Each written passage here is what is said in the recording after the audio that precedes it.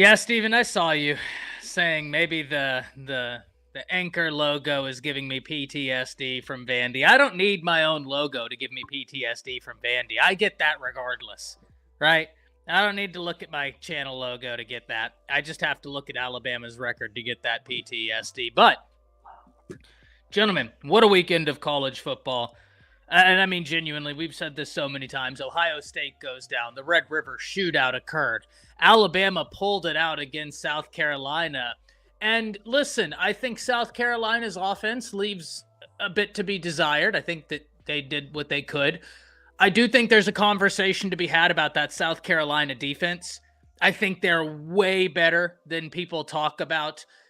They have an edge rush duo that is real tough to beat.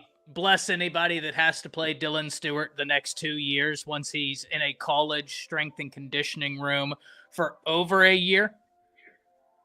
That kid's going to be a problem. Number 5 is a problem.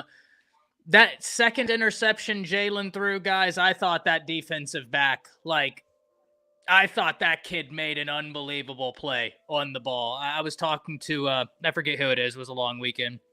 Texas fan commented and he said, "That's the luckiest interception I've ever seen." And I said, "Nah, I got to disagree with you, bro. That kid made an ESPN top 10 play breaking off the flat into the end zone. That's a hell of a play. Hell of a play by him. I'm not mad at it." But gentlemen, a lot for us to talk to. And of course, I'm glad I have my guys here to talk about it with. Coach Sean, how was your weekend going to homecoming? It was great, man. Seen a lot of my old guys, great families, everybody successful doing what they got to do. We come a long way, man. Long way from kids being from different places. Young kids didn't really know much about nothing other than where we was from. Came up there, man, and let a coach cuss you out a few times and became a man, bro. Now everybody raising their families, doing what they got to do to get money every day, and praise God, man. It was good to see them. It was good to um, bring some love and some light to my former coach. You know what I mean, Coach Harris, resting in peace. Um, who didn't make it to homecoming? Just seen him about 2 Saturdays ago in Walmart, and it's crazy how time flies, man. But good weather, good food. Can't ask for much more, man. Hey, glad you had an opportunity to see him before he passed. Yes, I sir. know that means a lot, especially now, and I'm very sorry to hear about that loss, but I'm very glad you got the opportunity to go back, go to homecoming, have a great time. It Yes, looked like sir. you had a good time, so I was very happy Yeah. for you. Oh Coach yeah. Al, Oh yeah. how are Yes, you? sir. I'm doing great, guy. I'm doing great, man. Thanks for having me on again. Appreciate the opportunity to sit around and talk some ball. Of Love it. course, Thanks. of Every course. opportunity. Yeah. And the Yes. one, Definitely the celebrate. only. Yeah, yeah, the one, the only, the original roundtable guest and the oldest chair, just as old as mine on this panel, Jance. Jance, how are you? I'm doing all right, man. I'm doing all right for the most part. Just embracing a crazy week of college football once again, and get ready for this week. Yeah. Yeah, and this weekend continues the craziness. You have Texas, Georgia, you have Bama, Tennessee. Great weekend of college football. I will go ahead and peel off the Band-Aid for Truth and Odd Future, and here are our Texas guys. By the way, awesome Texas fans who support the channel. Love talking football. JB, you as well, my man. You as well. I'm very lucky. A lot of the Texas fans that follow me on Twitter and come to these live streams, y'all love talking ball. You give us a hard time about Texas, but you guys know ball. And Steven, I know, but I'm gonna go ahead and rip off the Band-Aid. Guys, I'm picking Texas to beat Georgia. Yeah. Yeah. And listen, I know OU's offense is not good. Getting a win in a rivalry game like that in the way they did, especially where it was a close game and then it wasn't. You know what I mean? Close game, then it just like at the drop of a hat, it was an onslaught. Truth, you'll know, I haven't necessarily, well, I have. I've questioned the Michigan win, not questioned that you were a good team. My question was how good. right? Like, I know you're a really good team, but like, where's the ceiling? And I don't even know that I know that yet, but I don't question this win just because it's a rivalry game. And I said before it, in these type of games, all conventional logic goes out the window. I still believe in that. Y'all showed up. You handled business. Okay, feed Vandy another number 1 ranked team, says Stephen G. Yeah, yeah, okay. That hurts, but that is funny. I like that. Guys, let's kick it off with this Red River shootout.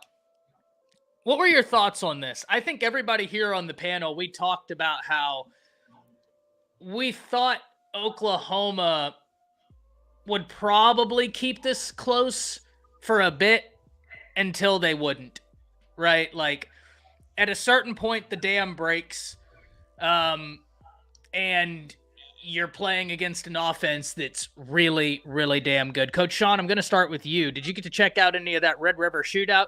And I got to go find a pin. So I'm going to let you go. I went back and watched it. I had DVR'd everything, went back and watched it because I didn't get to see it at the time.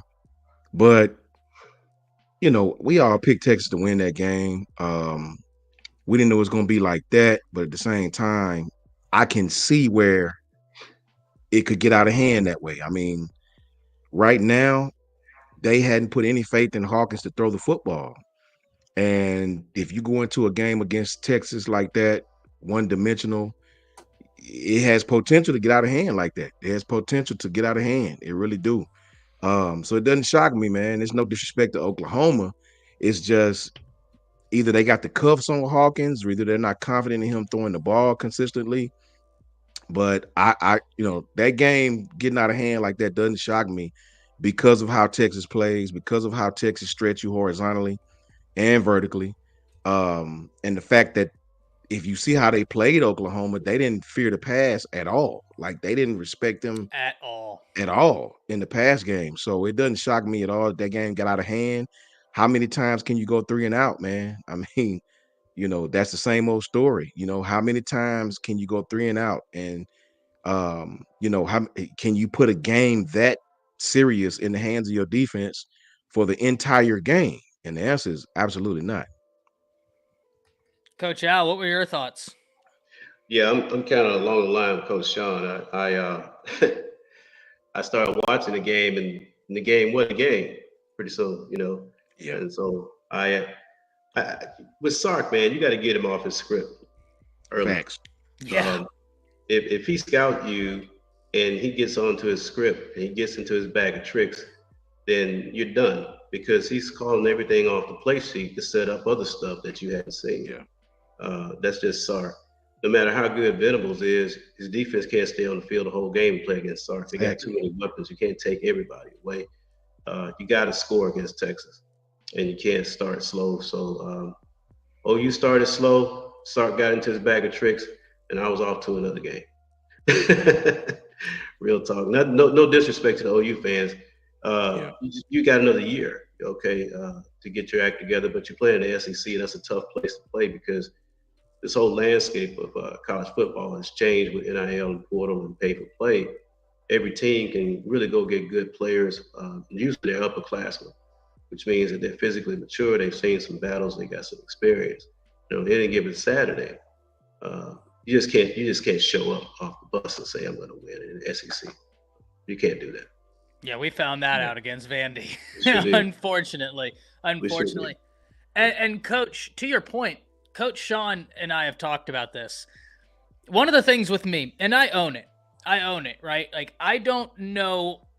I'm very much a student of the game when it comes to football. And I say that because I'd consider you three gentlemen far more teachers of the game and myself a student of the game, in terms of I'm very much learning and continuing to learn.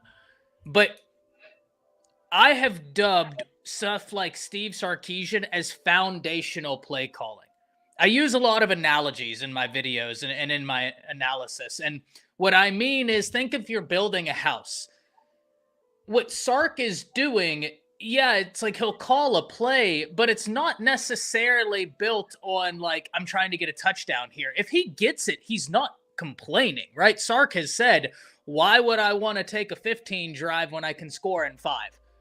That's just 10 other plays for penalties, turnovers, something to go wrong. Like, why? And he understands there's a time and a place, right? There's a time and a place for scoring quick and then control. He understands that. That's not, I don't mean to say he doesn't understand that, but y'all get my point. If he can score quick, he wants to. Sark does something beautiful in the sense that it's like a boxer hitting you with that left jab, left jab, left jab. And then one time he's going to feign the left jab just to throw it out there to get you to, react or go into place. And that right straight is coming right behind it. And that's the knockout punch. That's the punch you got to worry about. We saw this at Alabama, gentlemen. I always reference this play. Do you remember what he used to do with Smitty? Where he would have him block for Waddle in these little screen passes? He'd call it 4 times, 5 times. Well, then the 6th time, Smitty goes to engage the blocker. The blocker is trying to fight over Smitty to get to Waddle because he's like, oh, they're screening it to him. It was never a screen pass this time. Smitty's on a go route, and he's behind the defense because Sark has lulled you to sleep. Coach Al, you're 100% correct there. Yeah. I don't know the correct terminology, so I always... Fox. Huh? We call that play Fox. Yeah. I call it foundational play calling, where it's like you're building towards something, and it's all about like setting you up. He would always do those orbit motions, and nothing would happen out of it until something happened out of it. And then the defense is like, I've seen the same look 5 different times, and he's done the same thing 4 times, or maybe he's done 5 different things out of the same look. I completely agree, Coach Al. There is one offensive coach in the nation where if you're like, hey, if you could choose who not to play against for your defense, who would it be? Steve Sarkisian. That's my answer. I've said that for a long time. I think he is a brilliant offensive mind. Just brilliant. Jance, talk to me, man. Talk to me about this Red River shootout. It wasn't no surprise. The only way Oklahoma was going to win this game is that you want to unleash Michael Hawkins. You had to unleash the full-fledged the offense. And unfortunately, Steve Latrell just doesn't trust Michael Hawkins to throw the football down the field. Right. Now, Oklahoma has receivers that just couldn't separate. I mean, these receivers simply couldn't separate at all. And Michael Hawkins, he's not even a half-read quarterback. He's a one-read guy. You take away that first read, it's over. The rep is pretty much done for the most part. It was pretty much one rep is gone. And if there's a tiny bit of pressure, he can breathe down his neck, he's gonna run. I like how Texas had around 2 spies, majority for the game. They had 0, and I forgot the other number, but for the most part, they had 2 spies throughout the entirety of the game. And it kind of reminded me a little bit of the Bama game from last year when Texas played, when they just simply had 0 spy.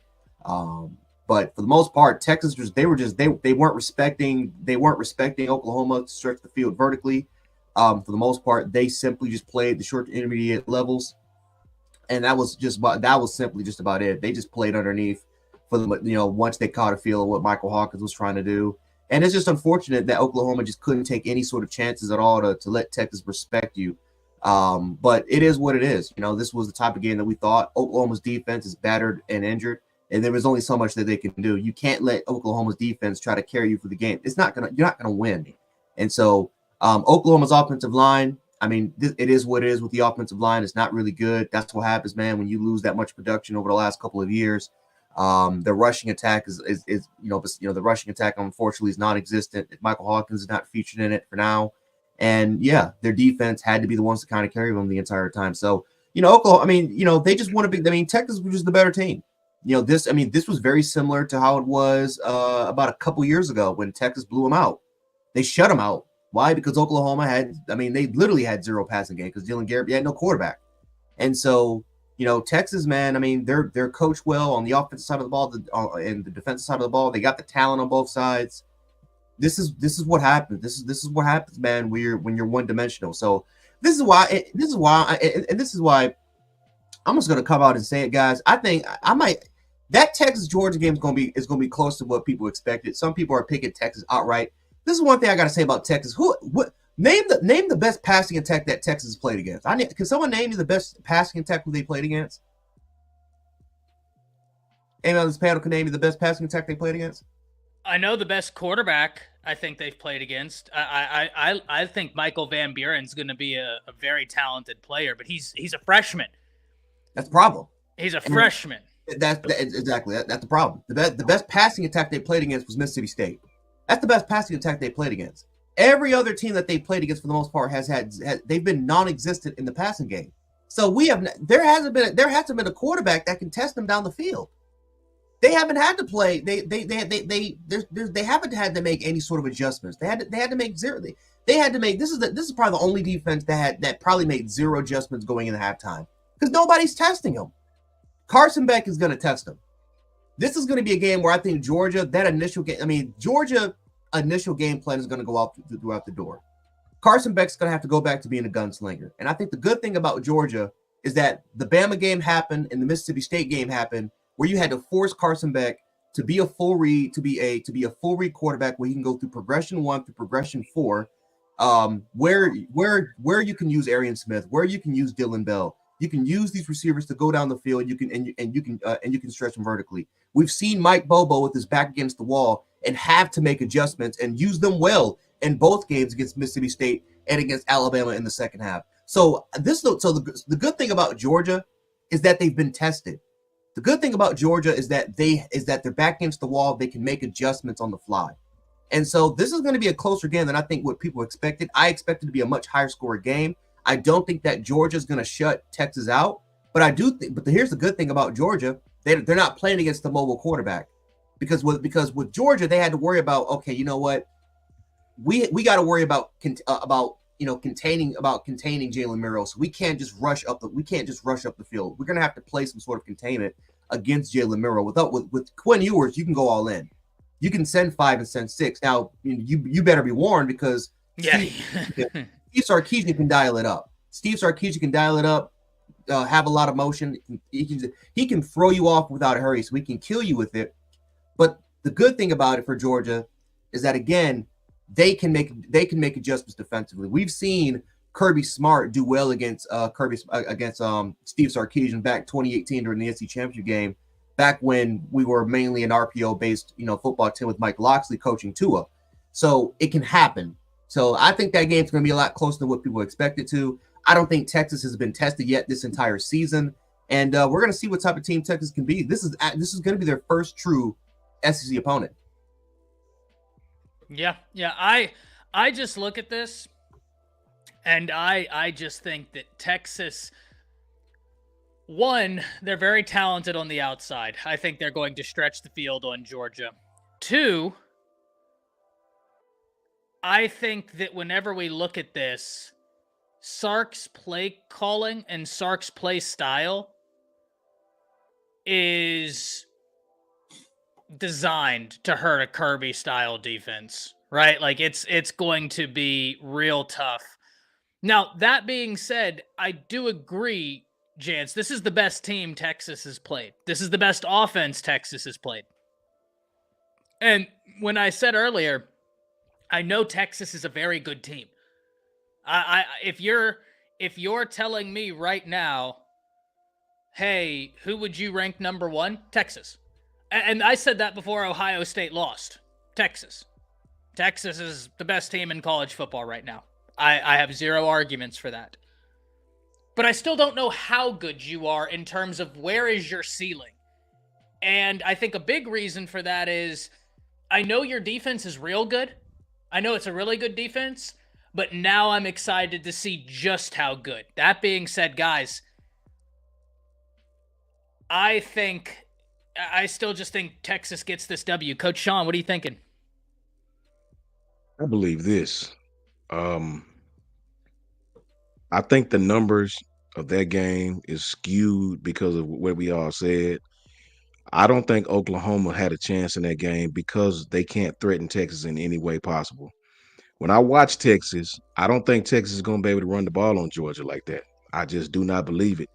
I think Steve Sarkisian, a lot of his play calls have built-in pass concepts in the play, right?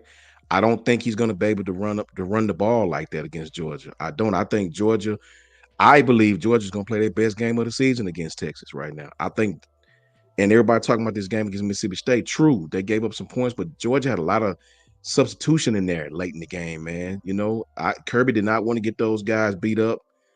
I think Georgia comes out and plays well in this game. I think they put pressure on Texas quarterback. I think Georgia played their best game Saturday because Kirby shows up in these big games, man. You have to understand, everybody talking about the Bama first half. Remember, guys, Coach Al will tell you, Coach Jay, Ty, game plans are built off film study, right?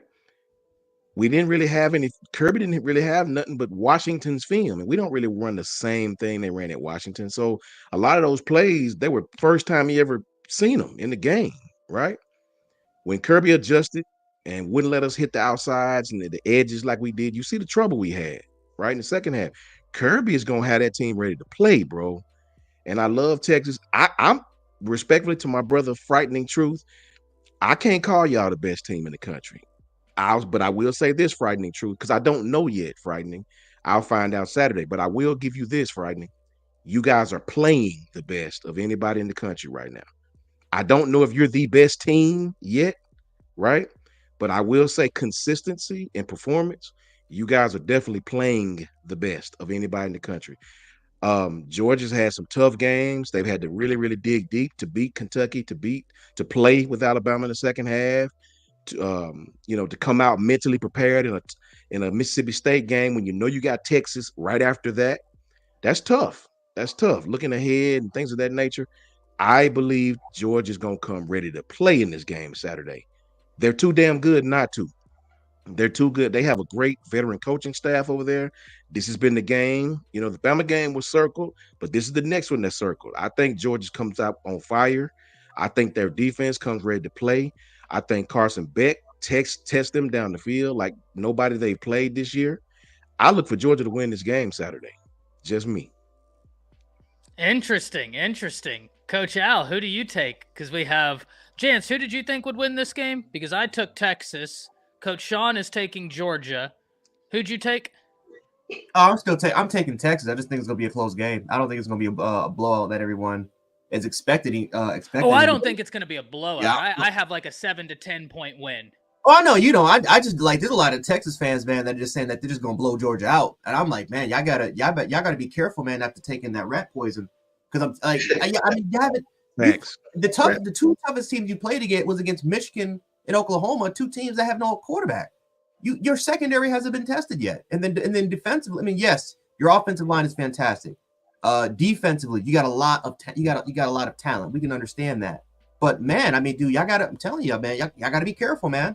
You got to be very careful, man, going against Glenn Schumann, Mike Bobo. I mean, that staff, and especially during halftime adjustments, if there's one thing Georgia does better than anybody in the country, it's second half adjustments, and they've done it a lot this year. Texas hasn't had to make any. They haven't had to make any huge adjustments. Georgia will be all over those RPOs. You watch. Yep. Watch. Because they have the size and the athleticism to match it. That's one thing that these teams don't have. They don't have the athleticism to match those RPO-based concepts. And the one thing about Steve Sarkisian, it's fun. It's the best in the country when it comes to pre-snap. Post-snap's a different story. Yeah. That offense is set up for Quinn Ewers to succeed. It's not an offense that makes him work and go through progressions like Mike Bobo is. So we'll see. We'll see. And Coach Alice, I pass it to you, Quentin, with the $2. And I saw, Quentin, your obligatory hook 'em. Thank you for the $1.99. Thank you for the $2. Said fan rat poison sounds dumb. Here's what I will say, Quentin. Coach Saban talked about this, saying that people are on social media and they see these things. So fan rat poison is all the same. And I'm sure if you ask Steve Sarkisian, he's got these guys locked in. But if you asked him about rat poison doesn't only come from the media. And if you think that, you're grossly misunderstanding rat poison. These guys are on social media. It comes from everywhere. That doesn't mean you're going to succumb to it. But if you think that it doesn't have something to do with the fans, you haven't listened to some of the greatest minds in the game. It absolutely can. It absolutely can. Coach Al, what are you thinking? Yeah, somebody asked me a question yesterday. So what's wrong with the Cowboys? I say they're not hungry. Okay, Georgia is in desperation mode. They can't lose this weekend. You know, I mean, if they lose this weekend, I mean, they have championship aspirations. Okay, Georgia does. I guess when I go into games, I talk about the mentality of the guy that I'm playing across. I have to look at that more so than X's and O's because you can't judge nobody's heart. Georgia's proven that you can go into Tuscaloosa, get down 28 points, and come back and should have won the game. Not easy to do. So that means that they're not going to be intimidated going into Austin. The problem with Georgia this year is offensively, they start slow. You can't do that against Sark. Yeah. You can't do that. You know, this was a hard one for me to read.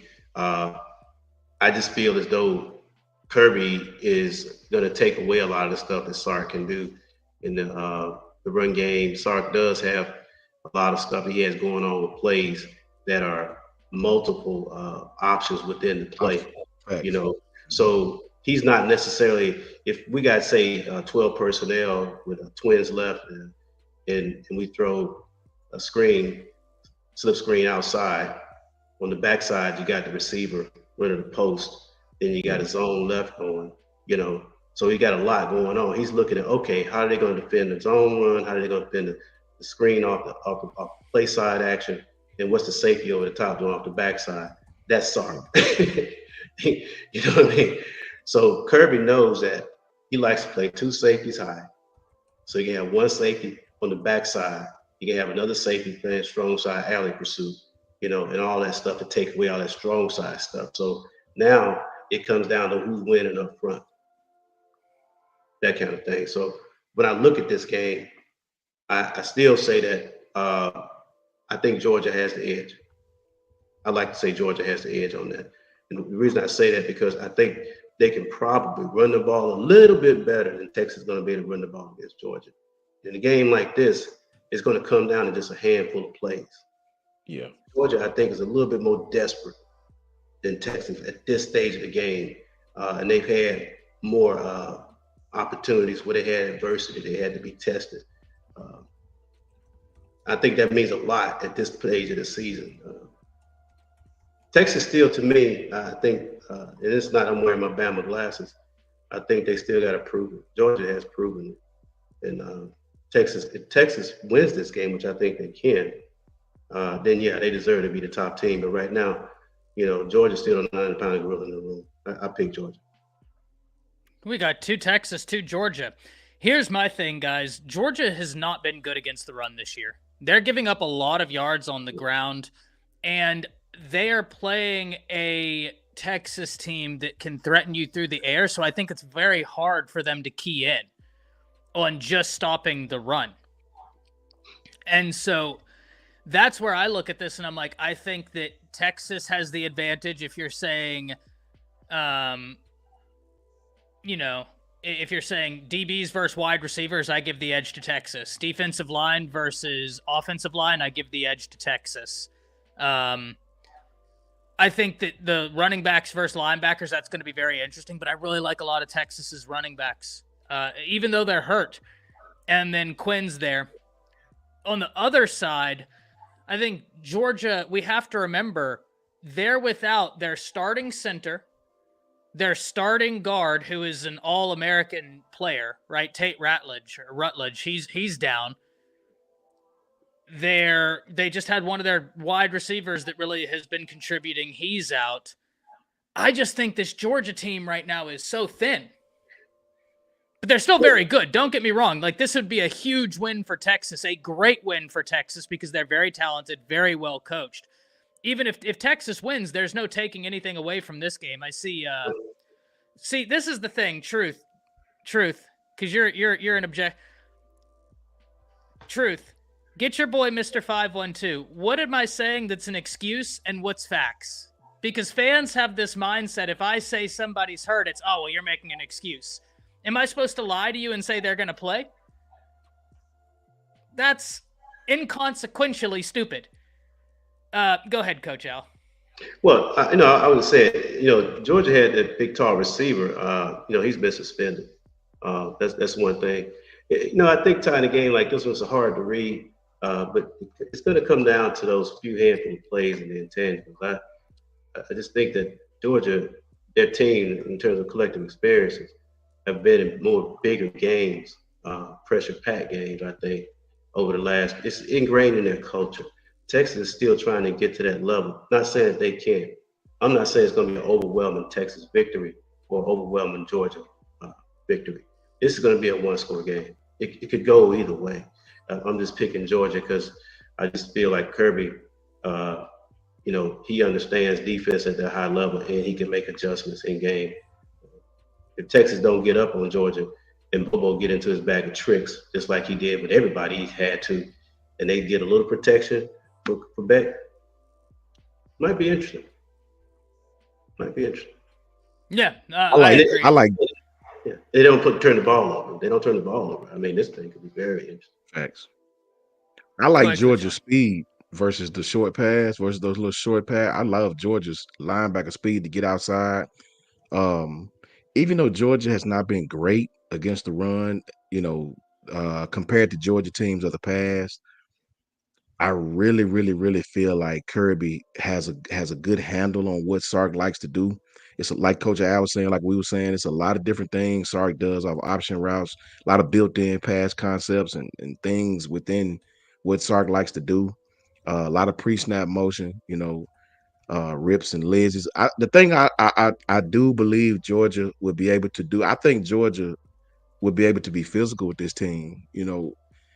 I don't remember the last offense that really, really, really tried to be physical with Texas's defense. When you look at what Michigan done, the way Michigan played USC, they did none of that really against Texas. And I get it early in the season. You got to try to find out who you are each week.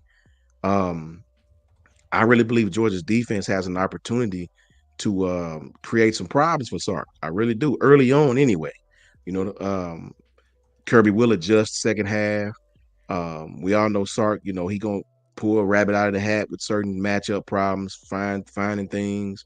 It's gonna be a good game, man. It's gonna be a good game. But I agree with Coach Al, man. These guys are desperate. Kirby's gonna have them boys ready to play, and I won't underestimate them. I know they hadn't looked great this season, but it's still Georgia, and they're gonna come ready to play, man. I really believe that. Coach Sean, that's the thing. And let me digress for a moment. Ty, you mentioned something earlier about the interception that the cornerback made on Jalen's pass. Brian Branch did the same thing yesterday. If you watch that game. Yeah. Okay, that's just a guy balling. Ball placement was right there. The guy just made a play. And if you're playing cornerback and you see that, and you sink, and the quarterback comes up, like this, you see him go up it, and all of a sudden you sinking because you're playing cover two, and you sink and bounce off that thing. I mean, that's just Kool-Aid almost made a play like that last year. The ball just came off his fingertips. It's the same kind of thing. Great play, but to this game, I think that his first pick was that play. Yeah, that's right. Yeah. So, this whole thing, man, could come down to one score.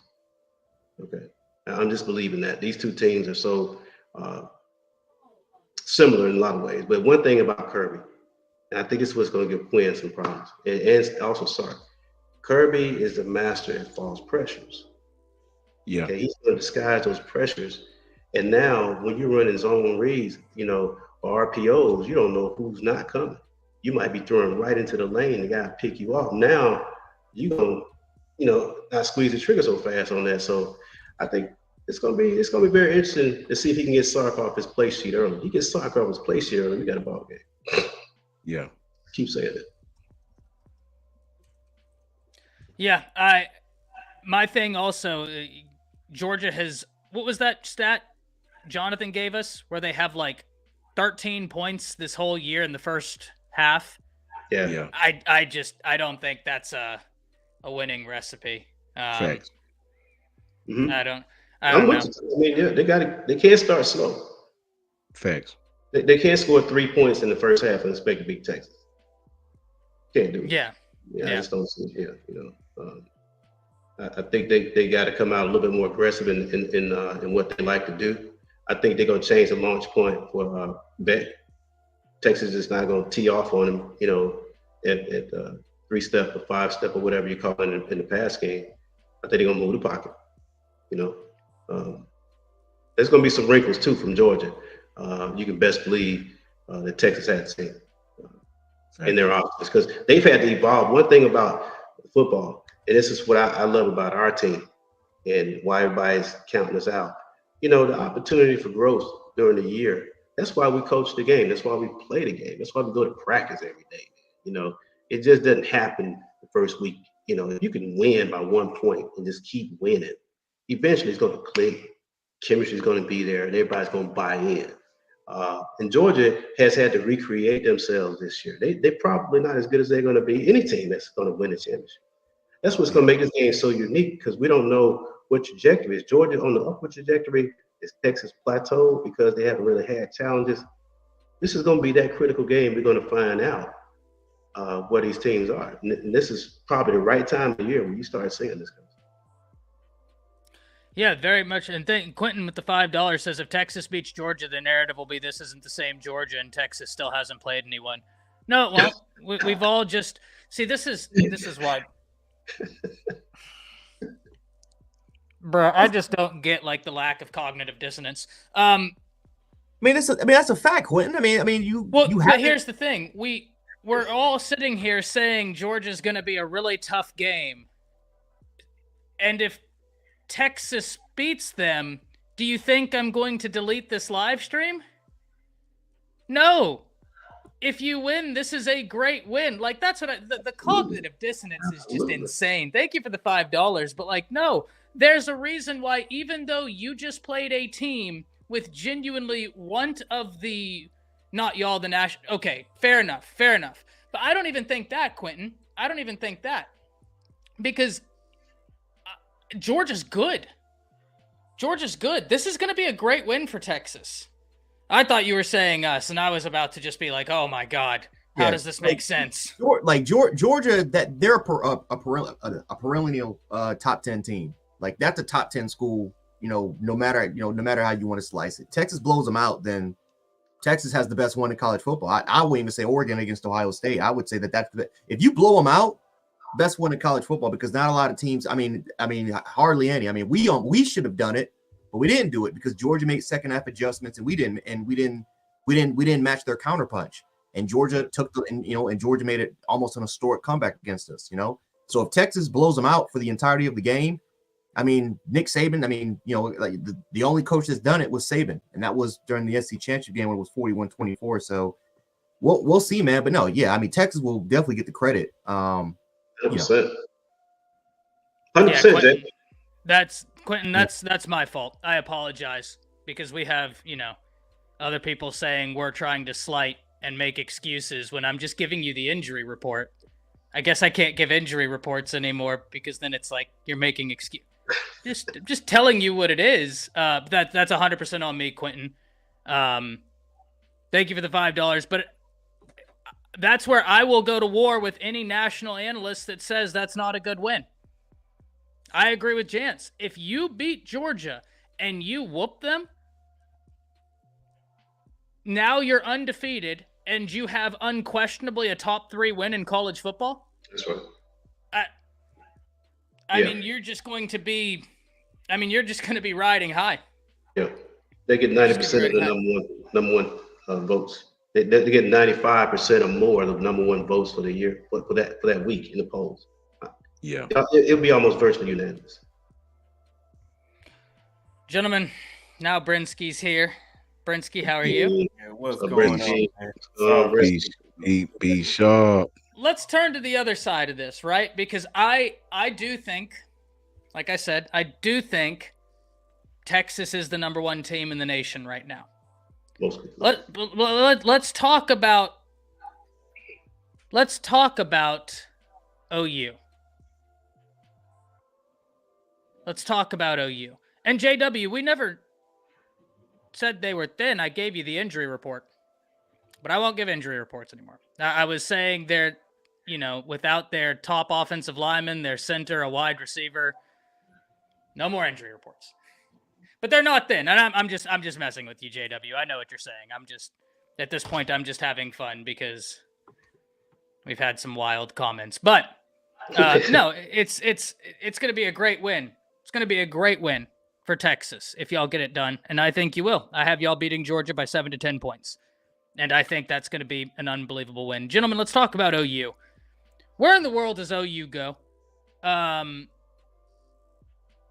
just don't think. I think you're in between a rock and a hard place. I don't think this is a great offensive staff. But Truth, you said it really well earlier.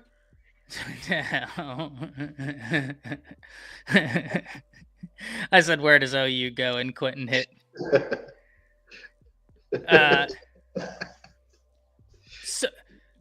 So whenever we look at this, and JW said, yeah, you said it. What was the context of it, Crunch? I was saying contextually, I think they're thin relative to being, full strength healthy. Whenever you're down an all SEC lineman, your center, you are by definition thinner than you were when you were healthy. That's by definition. Now, Georgia's version of thin is much different than 99% of college football's version of thin. That's why I continue to say that this is still going to be a great win. But any reason to be upset, I guess. Guys, OU, I think, Truth, you said it best. Oklahoma, I think this offensive staff isn't it. From the offensive coordinator perspective, I'm looking at Seth Luttrell. I'm looking at Joe John Finley. But then the hard part is if you fire these guys, now you're back to the drawing board. So what does Oklahoma do? Coach Sean, I start with you. I don't think Oklahoma can get any better unless they get a lot better in their passing concepts. Hawkins is a talented guy, but right now he's one-dimensional as hell, right? I don't know where they go from here, considering their schedule doesn't get any easier if these guys don't allow Hawkins or whatever the problem is. They got to get better in the pass game. They got to get better in the pass game. We get it. The offensive line woes, the offensive line issues, running the ball issues, wide receivers. For me, man, they just got to get better in the pass. At least the threat of a forward passing game, man. If they don't have the threat of any type of forward, I mean, get creative. Get you some screens, some things of that nature. They have to have some type of forward passing game. If they don't, everybody gonna play them the same, and their season might not be. It may go downhill, right? Because you can't go into these opposing defensive stadiums with just a running quarterback and up and down run game. They got to get better and implement some type of forward pass, or I don't see them. You're gonna put the defense in a real bad situation every single game. And the craziest part about that? And Robert Moody with the $5. Thank you very much. Sean, this is to you. He says, Sean, Bama hasn't been effective on the edges since Kendrick Law went out. Went out in the second against Georgia and hasn't been the same. That is an absolute outstanding point. That's an outstanding point, Robert. I mean, that is one hell of a point, man. That's true. I didn't even think about that. Kendrick was a force out there, man, blocking. He was physical. And we that when you look back from us in Georgia to us now, is Kendrick still hurt? Is he still hurt? I have no idea. That's a great point, Robert. We appreciate you for that, man. We suited up. But I think they just took precaution on him. I don't know. He was suited up. Yeah, he's suited up. It is what it is. I'm sorry, I haven't seen. And Texas boy said, Coach Sean, I don't think he likes Texas. And Coach Sean, I said, have you heard about? Well, and this is what I was getting at, right? And I knew I needed to clarify. I said, Texas boy, have you heard about how he talks about his own team? What I mean when I say that is he's a Bama fan. He's not fluffing Bama up. Coach Sean calls it as he sees it. That's not taking shots. That's just him saying like he's just very hard on every team. Yeah, and I'll say really quickly, Texas boy. or I'm not. You guys are playing the best in the country to me. I don't know if you're the best team right now. You got a great task coming up this Saturday. So I don't know if you're the best team, but I know you're playing the best of anybody I've watched this season. I mean, I don't know what bigger compliment I could say than that. You're playing the best. I don't know if you're the best team. You got a great challenge coming up Saturday for you to prove it. One step further for you to prove it, but I'll say you guys are playing consistency in every phase of the game better than anybody in the country. And you're very talented across the board, which, listen, makes it hard. Jance, talk to me about OU and where they go.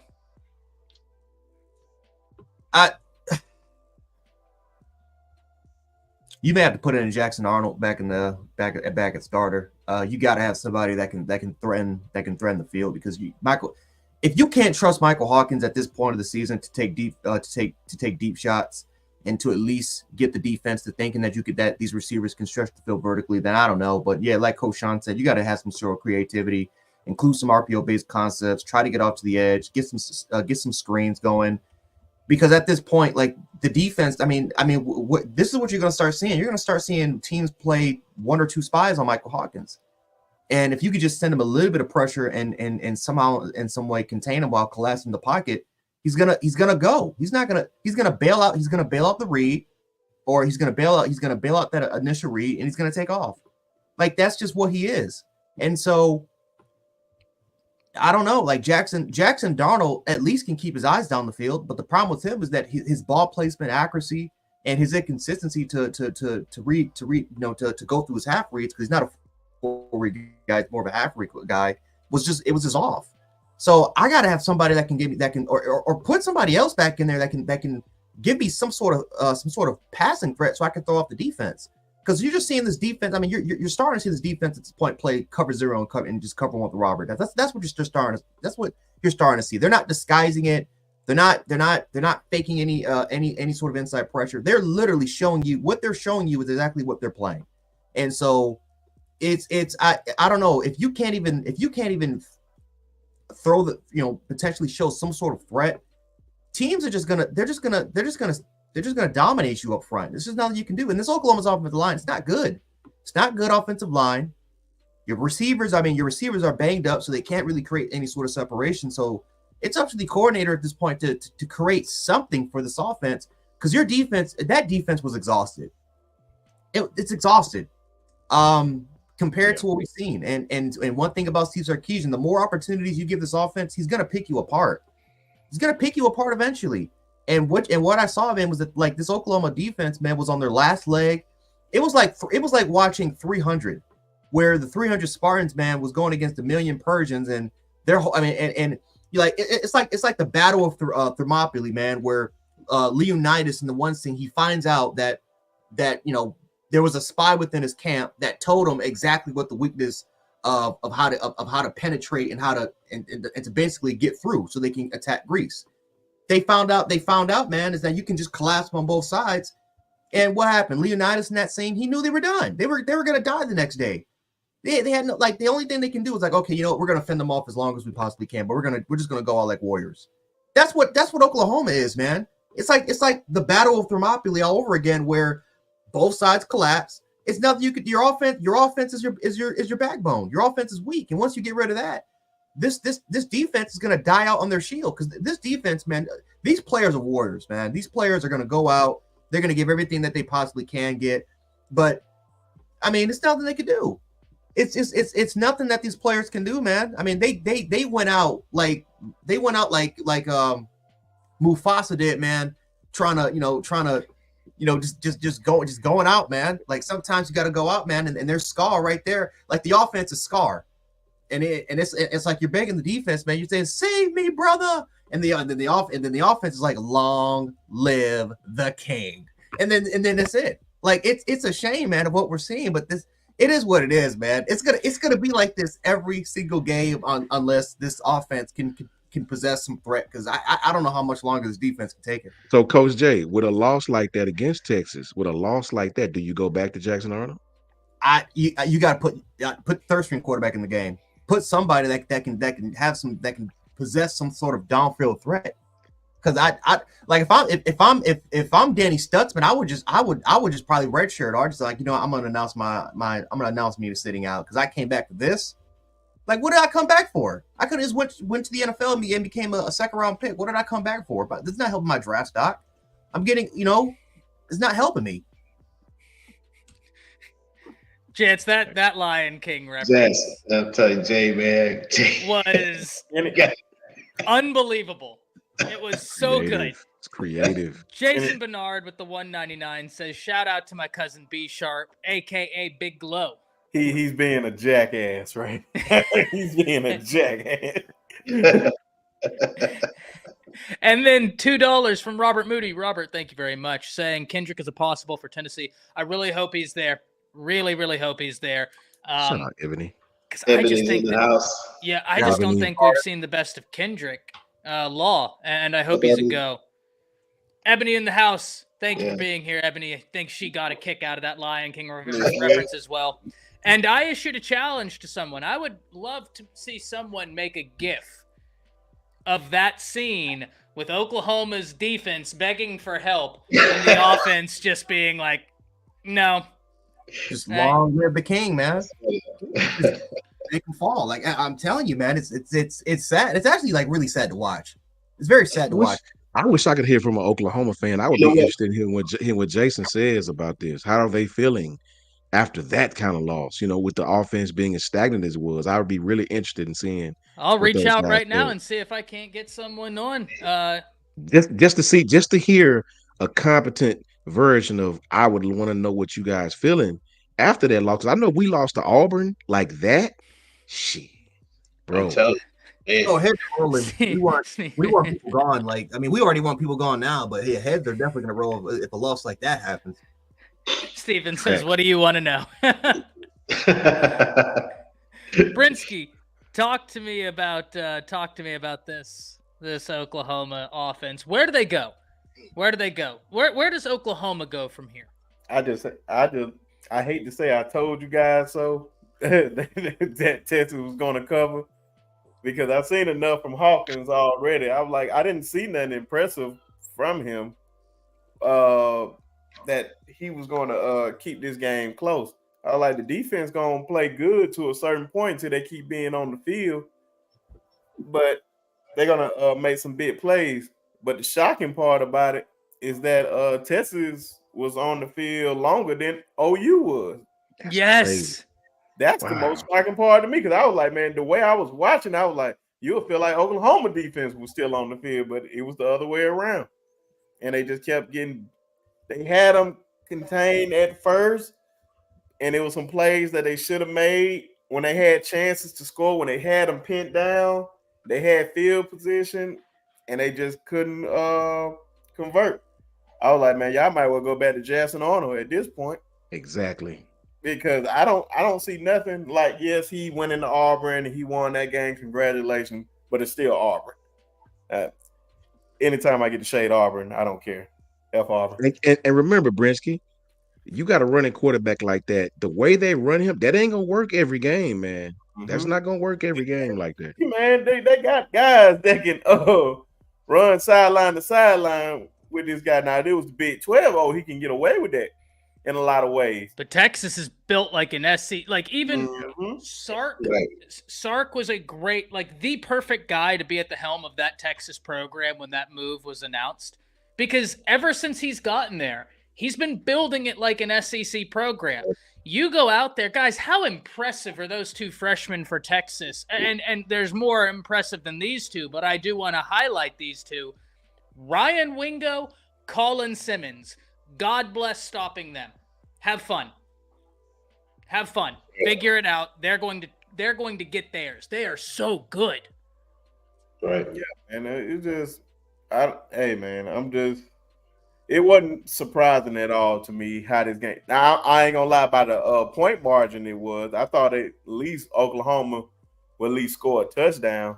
But it's a lot of Oklahoma fans that got humbled, whether they like it or not. They got humbled real quick. Like, this is not the Big 12, man. Y'all got a lot of work to do, for real. And I really wish they kept Jackson Arnold in there for real, because I felt like they pulled a plug on that too soon, especially on that Tennessee game, because we see how Tennessee playing right now. Not saying that they will play like that for the rest of the year, but Oklahoma was still in that game at a good point. But hey, man, the defense is great. It's just the offense is just basic for real. They're not trusting him to go downfield, like Jan said. It's just like you holding the bet. Like, what do you got? What do you got to lose, man? This is like the biggest game for you guys this year. Nobody expects you guys to go to the national championship game. See what you got in them. Let them play. Open up the playbook. If you're gonna play them, that's what I believe. Don't hold back. See what you got. But they got a lot of work to do, man. I say sit the freshmen down, let them learn. Jackson Arnold, go back in there while you still got them. But this is your chance, because I believe if you keep playing Hawkins, Jackson Arnold's getting up out of there. Yeah. For the end of the year. I'm surprised he didn't red shirt, but only time will tell. Now, Coach Al, I want you to talk about this point right here. And then I want to have y'all roundtable this, and then we'll get into Alabama. Because Steven brings up an interesting point. Steven says, problem is, if we go away from Hawkins, they might be afraid to lose Jackson Arnold and Hawkins in the offseason, especially if you think you're going to fire your offensive coordinator. What do you think about that, Coach Al? Yeah, that's an interesting question, Steven, right there. At this point, I'm kind of old school. Lots of time, these guys, you're the coach. You're not their friend, okay, first of all. Now, back to if it was me, looking at what they should do to try to get their offense on track. We knew going into the season, OU's offensive line was going to be somewhat suspect. They had some holes there, okay? So that means that formationally, you got to help them out. I would be running like 22 personnel, 2 back sets, 2 tights, to make sure that we got to force the safeties to declare one of those tight ends. One of them going to release, that's an easy pass for the quarterback in the middle of the field. And you got an extra blocker with a back if you're going to run some stuff.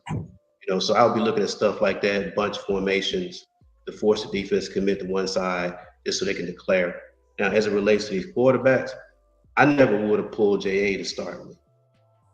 I would have gotten that guy in a position to be successful with the offense. So tactically, that was a bad mistake. So now I pull both of my quarterbacks. I'm the head coach, and we're gonna have to sit down in a conversation. We had a turning point of the season. Are you in or you out? I need to know, because hey, we're trying to build a program here.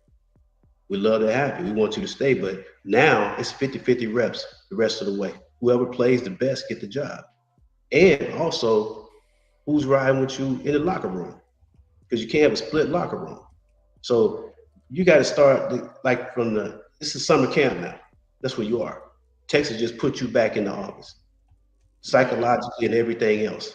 Okay. But if I'm Venables, I can't panic. I know I got pretty good defense over there. Okay. I get my offensive coordinator room and coaches meeting. Hey, look, we got to break this all the way down. What have we done well? Let's go back and look at the numbers. Ty, you've got big numbers. You got to go back and start looking at the stats and say, hey, what percentage throws did JA make over Hawkins? Now, what can we scheme in our offense to give us a higher percentage of success on first down, second down, so we're not behind the chains? It's those guys. You got to really coach now. So you asked me to answer that question. That's not an easy question. You got to get both of those guys in the room and take the gloves off. That's what's got to happen right now. Because in this day and age, these guys will leave. Oh, we got a season to play. Who's with me? Okay. Yeah, I believe Crimson says Coach Al always has a no BS, straight to the point take. I like it. I think everybody on this panel does. I believe, except myself. I can be a bit wordy, and I recognize this, but that's who I am. Appreciate you. And that's what that's going to be. Appreciate you, Bleed. Appreciate that, man. Chris, go ahead, Coach Al. I'm just saying, quarterbacks, and having dealt with quarterbacks a lot, one of the things is this. My quarterbacks got to know that I'm riding with them. They got to know that I'm 100% transparent with them. You know, I'm not gonna pull any punches. If you're gonna play for me, you're gonna have to take it like a man. Because that's the toughest position on the field. Because guess what? You gotta lead the team. Yeah. You know, you got a guy coming down, you gotta stand in the pocket. You gotta beat the guy coming to you because he's free. And you gotta make the throw. So what you gonna do? You're gonna ball up, you're gonna take it in the chest and do a Tom Brady. Throw it down the field, throw a dime. Your team gotta see you looking up at the sky on your back, gotta knock your lights out, but you didn't do a dime down the field. And they knew it was coming. You gotta be that dude every play for your team so they can play behind you. That's quarterback. That's quarterback. 100%. You can't do that. I don't care if we're not moving the ball. You got to show some guts. Just you remember when we had the quarterback controversy and what was 14? The guy Jake Coker. We lost the game to Ole Miss. But Coker went in there and balled out and won the team. Arguably was the turning point in the season. Not That's that exactly we what lost, I'm talking about. how we lost. Frankly, it was Nick Saban's biggest mistake because last week Coker outplayed Bateman. He outplayed him. And then we went to the 2 quarterback. I hated that. That was a game we should never lost, and I blame that on Saban. That's a Saban loss. That's a great take, Coach Al, because that's a really interesting game. And for the non-Alabama fans in here, if you're in Oklahoma hearing that and you're like, what's the deal there? Jance basically laid it out. Bama had a 2 quarterback system, and the thing was like who's going to win the team. Now, if what Chris is saying is true, and that the locker room wanted Hawkins, you gotta. This is where I know that the wide receivers are hurt, and I sympathize with that. I know that you just switched quarterbacks. You have to scheme up something, though. Yep, you got to. Right, like you. Right now, otherwise you're not coaching. Otherwise, you're not coaching. Yeah, it almost looks like, imagine the bowling alley is one giant lane, right? Like imagine you're in a bowling alley that's 40 feet across. It's one giant lane, but the pins are regular bowling size, and they're in the very middle of the lane. Right now, it feels like Seth Luttrell has turned off the lights and is just lazily rolling the ball. And it's like, I don't even care if I hit a pin. I'm just going to roll the ball out there because I have to roll the ball. Chad, quick story time. I owe Chad Kelly $5,000 after that game. Wait, what? I owe Chad Kelly. I owed him $5,000 after that game. Okay, I got to know this story. Go ahead. I got to know this. So Coach Sean knows, but me and Chad, like we, like me and Chad are tight. Like we're, you know what I'm saying? Like we, when he came here and stuff like, well, of course, when he went to St. Joe's, I played for the other side. I was at Canisius during my freshman and sophomore year. But we were always kind of compete against each other at camp. We knew the exact same people, and he lived like 10 minutes away from my house. So we were close. So we were kind of close. So we always stayed in contact. But as soon as he made his commitment to Ole Miss, because he had just transferred to Clemson to Ole Miss, I knew that he was going. I knew that Chad one day was going to be the starting quarterback. So in 2015, when he was named the starter, I made a bet with me and Chad, because I clowned him all the time that year. It was my senior year of high school, but I clowned him that year, and I told him, like, dude, Alabama's gonna whoop that ass and all stuff like that. And he was like, all right. He's like, bet. He says, game week, I'm gonna get back to you. Game week calls around. Now again, you can't do this. Like it's all it's over. It is what it is. We're in NIL, whatever. But Chad pretty much sent me a bet. He was like put your money where your mouth is. Put your money where your mouth is. Put $5,000 on it. I put the 5. You put the 5 down. I put the 5 down. You put the 5. Now, granted, I don't have that much money. I don't have that much money, so it was gonna be more of a debt. I had like maybe $1,000, and that was that was just basically for just working on a couple jobs. But safe to say though, Chad Kelly played it. I always blame myself for that loss until I heard but yeah, he granted to say that they won that game. I owed him a debt.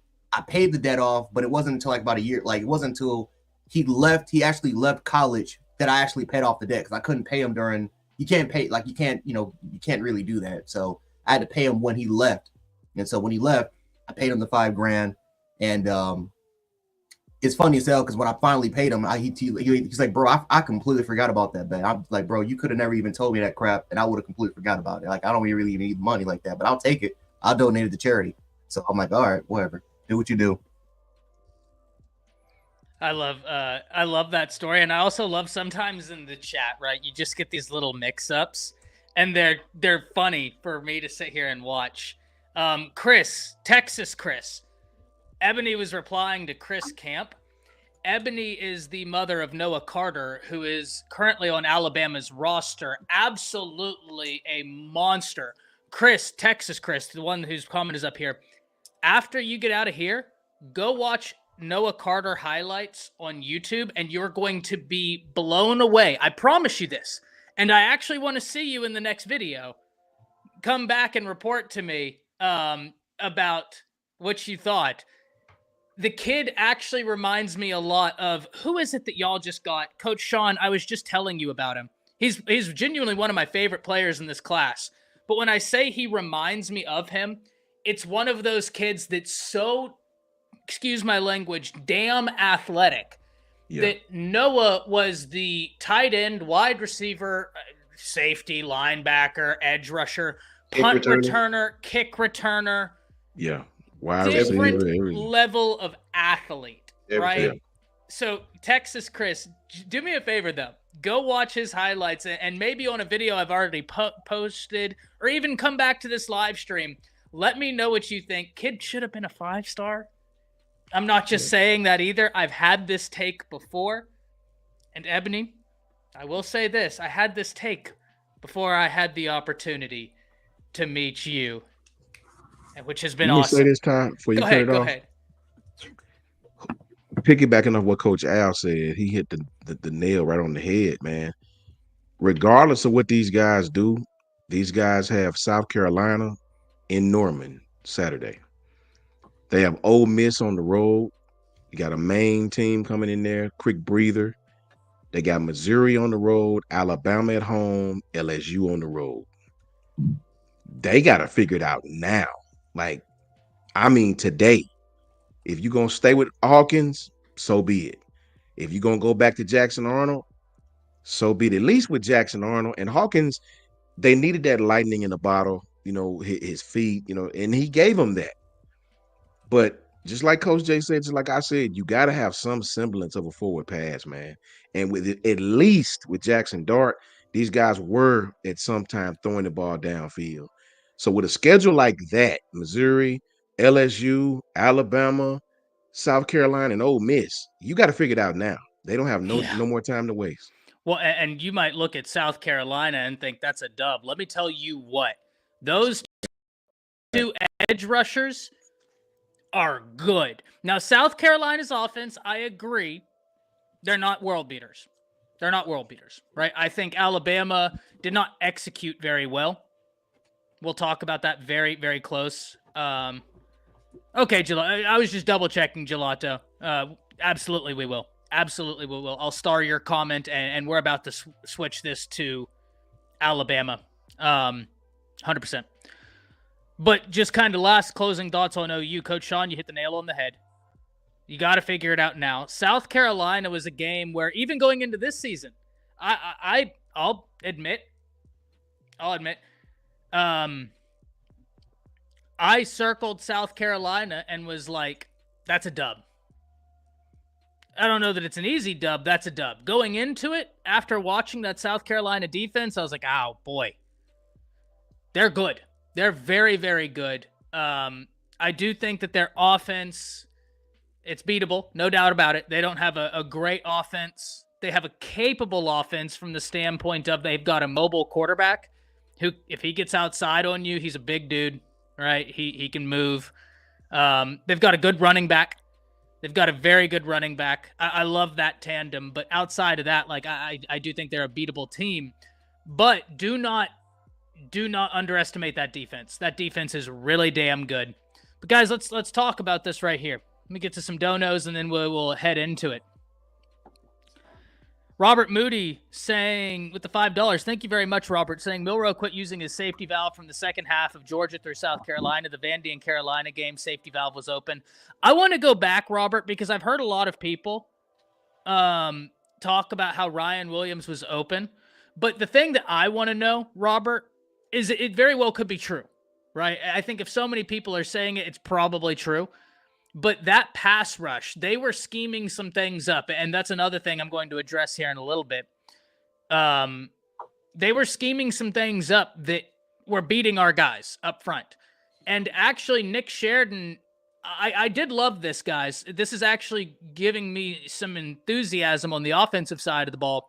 Nick Sheridan hit the podium and said something to the effect of, actually, I didn't think our offensive line played bad. I didn't think I put them in the best position schematically, adjusting to some of what South Carolina wanted to do. For him to recognize that, hopefully that means that he's gone back, rewatching, and is like, okay, where do I need to get better? Because they were capable. I didn't do my part. I love that. I love that because that offensive line's been really damn good for Alabama thus far this year. Really damn good. So I absolutely loved that. Defensively, he was open. Well, here, yeah, I don't doubt it, Gelato. Here's a roundabout point that I was getting to. Was there a pass rusher bearing down on Milroe?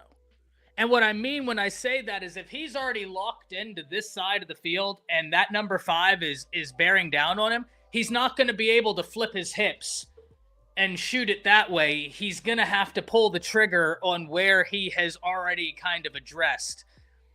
That's kind of what I want to see. I'm really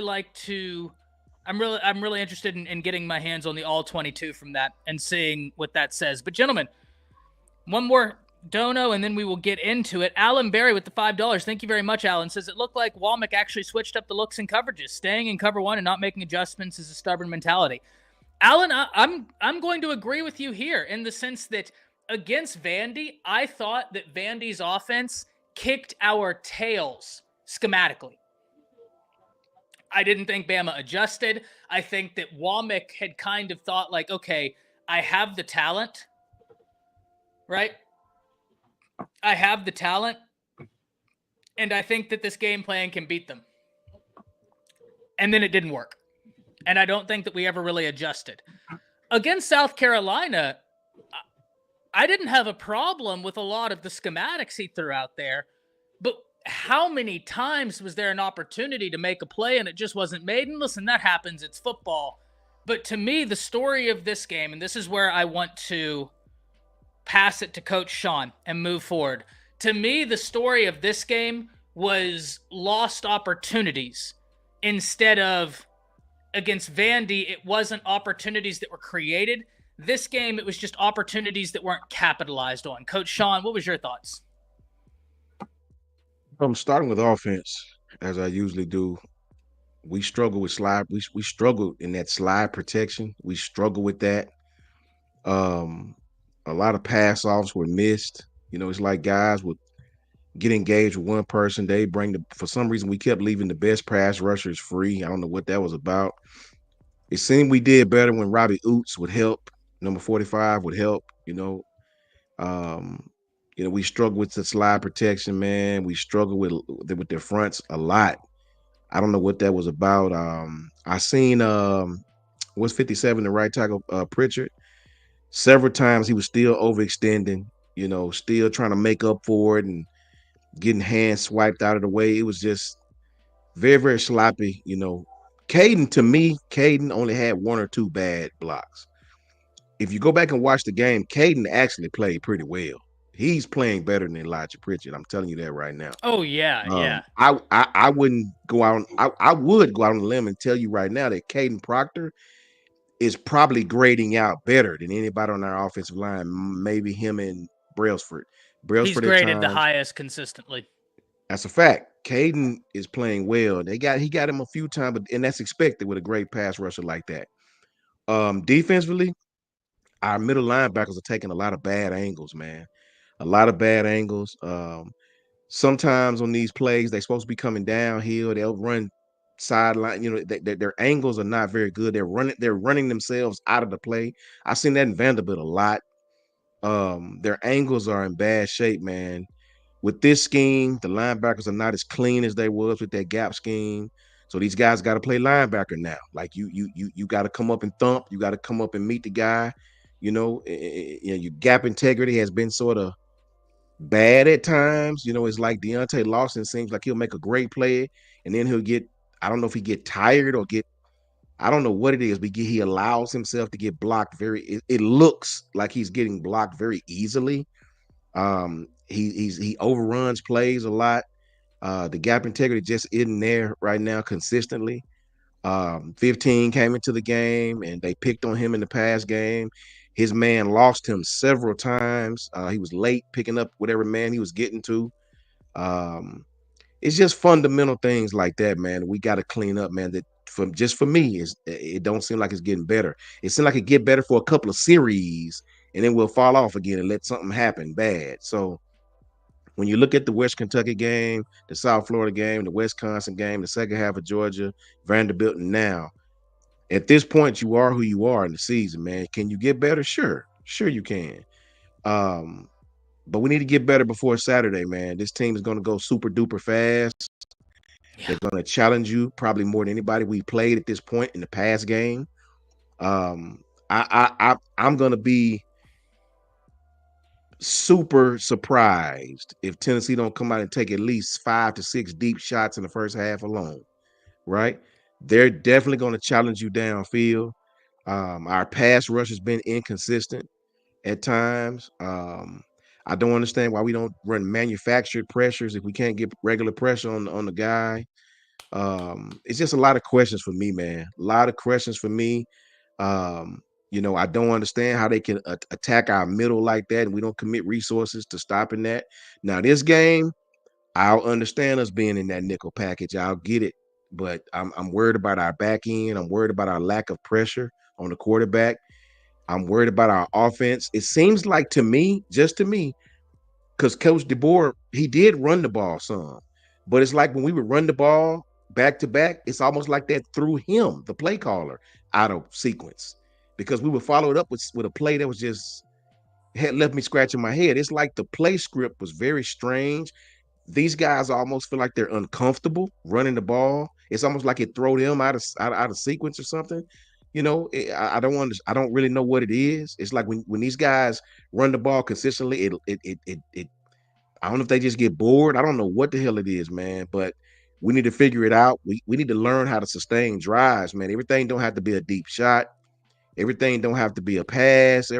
We have got to find some type of identity on offense to run the damn ball. Because if you go 3 and out against this team Saturday, you're gonna lose.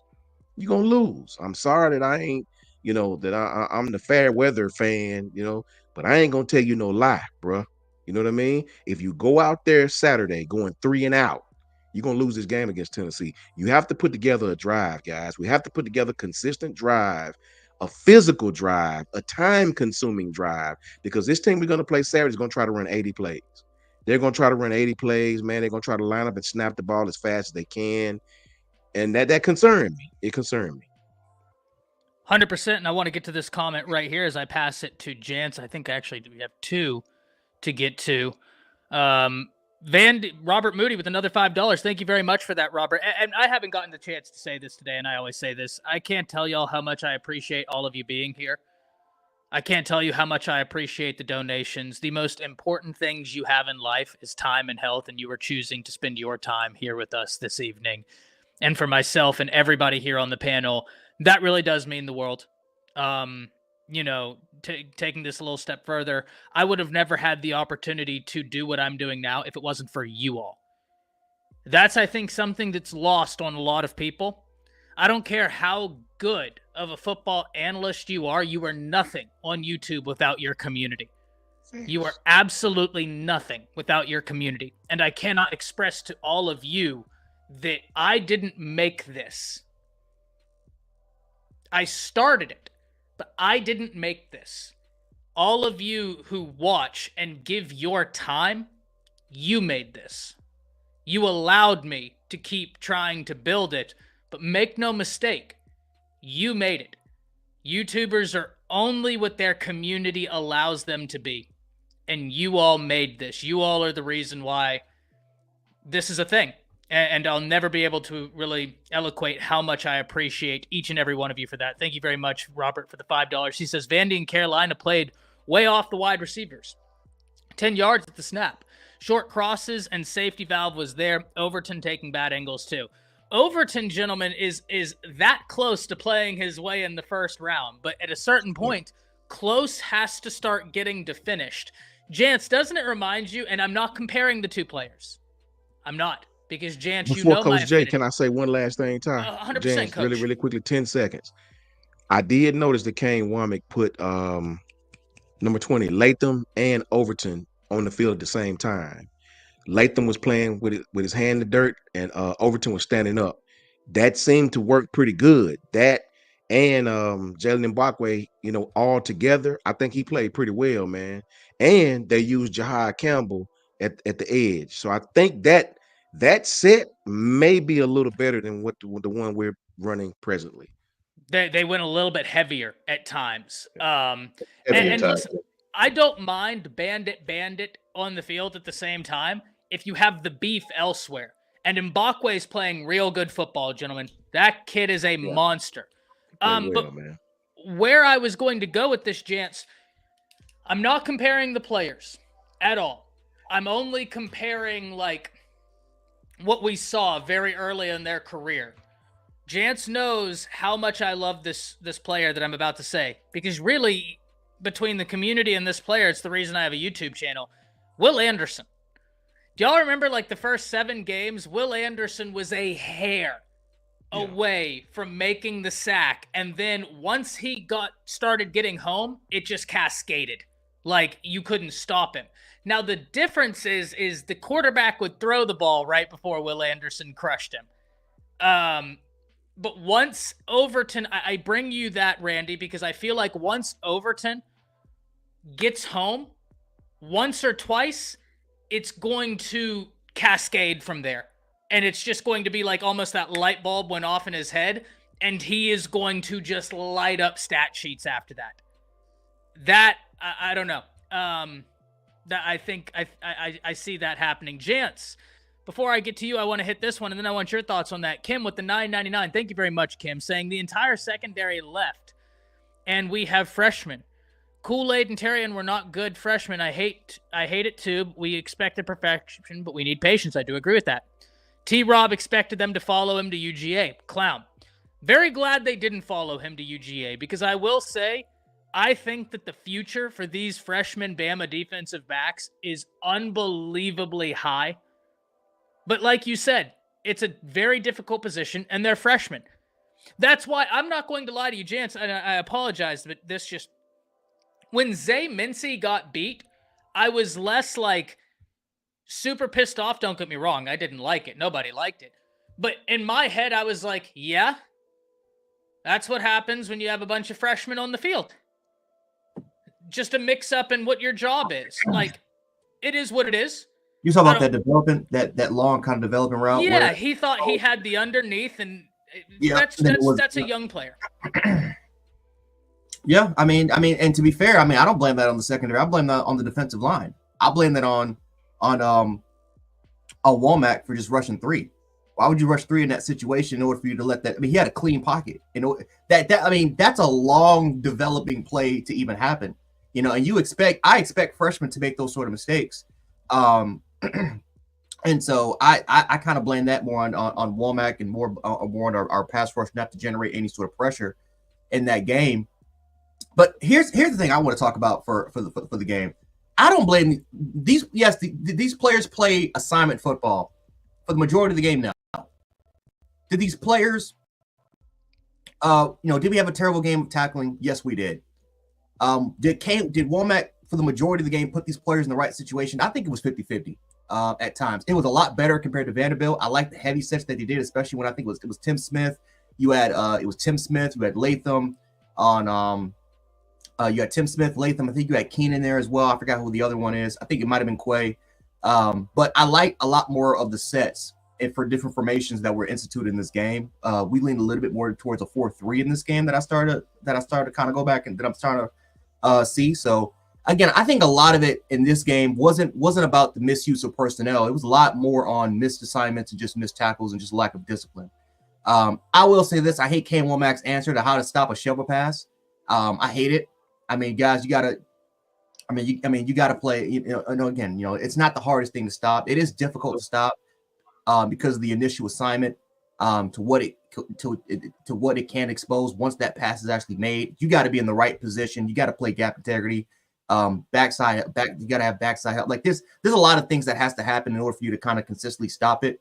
But yeah, that shovel pass is going to be something that's going to be instituted. Don't be surprised if you see that again. But I blame this game more. But I will say this: the defense honestly probably should have let maybe less than 20 points happen. Matter of fact, it actually should have happened because I blame this on coaching. I blame our coaches because I watched in real time our coaches panic in crucial situations, and I made a video on it. But we gave up 5 points unnecessarily. Why would you throw the football when you're backed up in your end zone, especially when your offensive line has been struggling? And I have no idea. Now, Jalen Murrow could have stepped up in the pocket, and there was a lane that he could have took, even though, again, there was pressure on the backside, and Parker Brailsford was getting, that pocket was getting pushed. So Jalen Murrow, it had to be like a very quick reaction. Like he had to go instantly if it was going to happen. Otherwise, it was going to turn into a sack. So it was a lot harder to escape, but it wasn't impossible. Him releasing to the right side, which is a tendency of what Jalen Murrow can do, you can tell they studied film because they had Kennard playing the spy, and they basically told Kennard, you see Jalen Murrow out, Jalen Murrow will go out, go after him.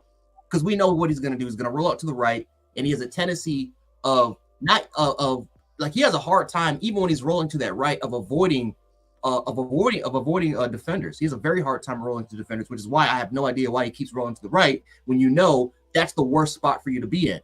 But the play call in that situation, that's game management. Because why would you not run the football in that situation? Especially if you look at the defensive set that they're in, that is more viable for you to run the football and at least get some space. That should have been a situation where, worst case, it should have been a punt, and you let South Carolina try to go out and drive the field. But there's less than 5 minutes. There's less than 5 minutes left in the game. Run the football. Chew the clock out. Let your defense chew the clock out, and then you live for another day. If South Carolina gets the ball back and they drive and score 3 points, then that's just nothing you can do about it. But the one thing that this shouldn't even be an issue. And I had to argue with a lot of Bama fans, and Coach Sean knows what I'm talking about. But I had to argue with a lot of Bama fans on this because this should be the one strength of our coaching staff. Now I understand that coaches, again, they live and learn. They live and learn from our mistakes. But we're not learning from our mistakes. It's insanity. 4 games, man. 4 games where we can blame it on game management situations. Kalen DeBoer. Why the hell are you being overly aggressive with 12 seconds left on the clock? It makes no sense. 12 seconds left in the half. Your defensive line, their defensive line is murdering our offensive line.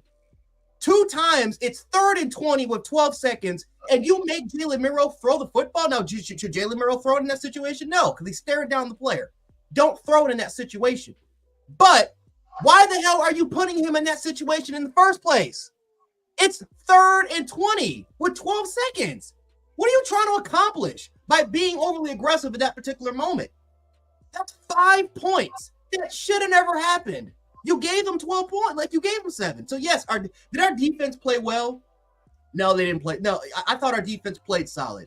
I didn't think they played this. I didn't think that this was an A+ effort, but this definitely wasn't a D or an F or an F grade. I think that this was more of a C+ to B- effort.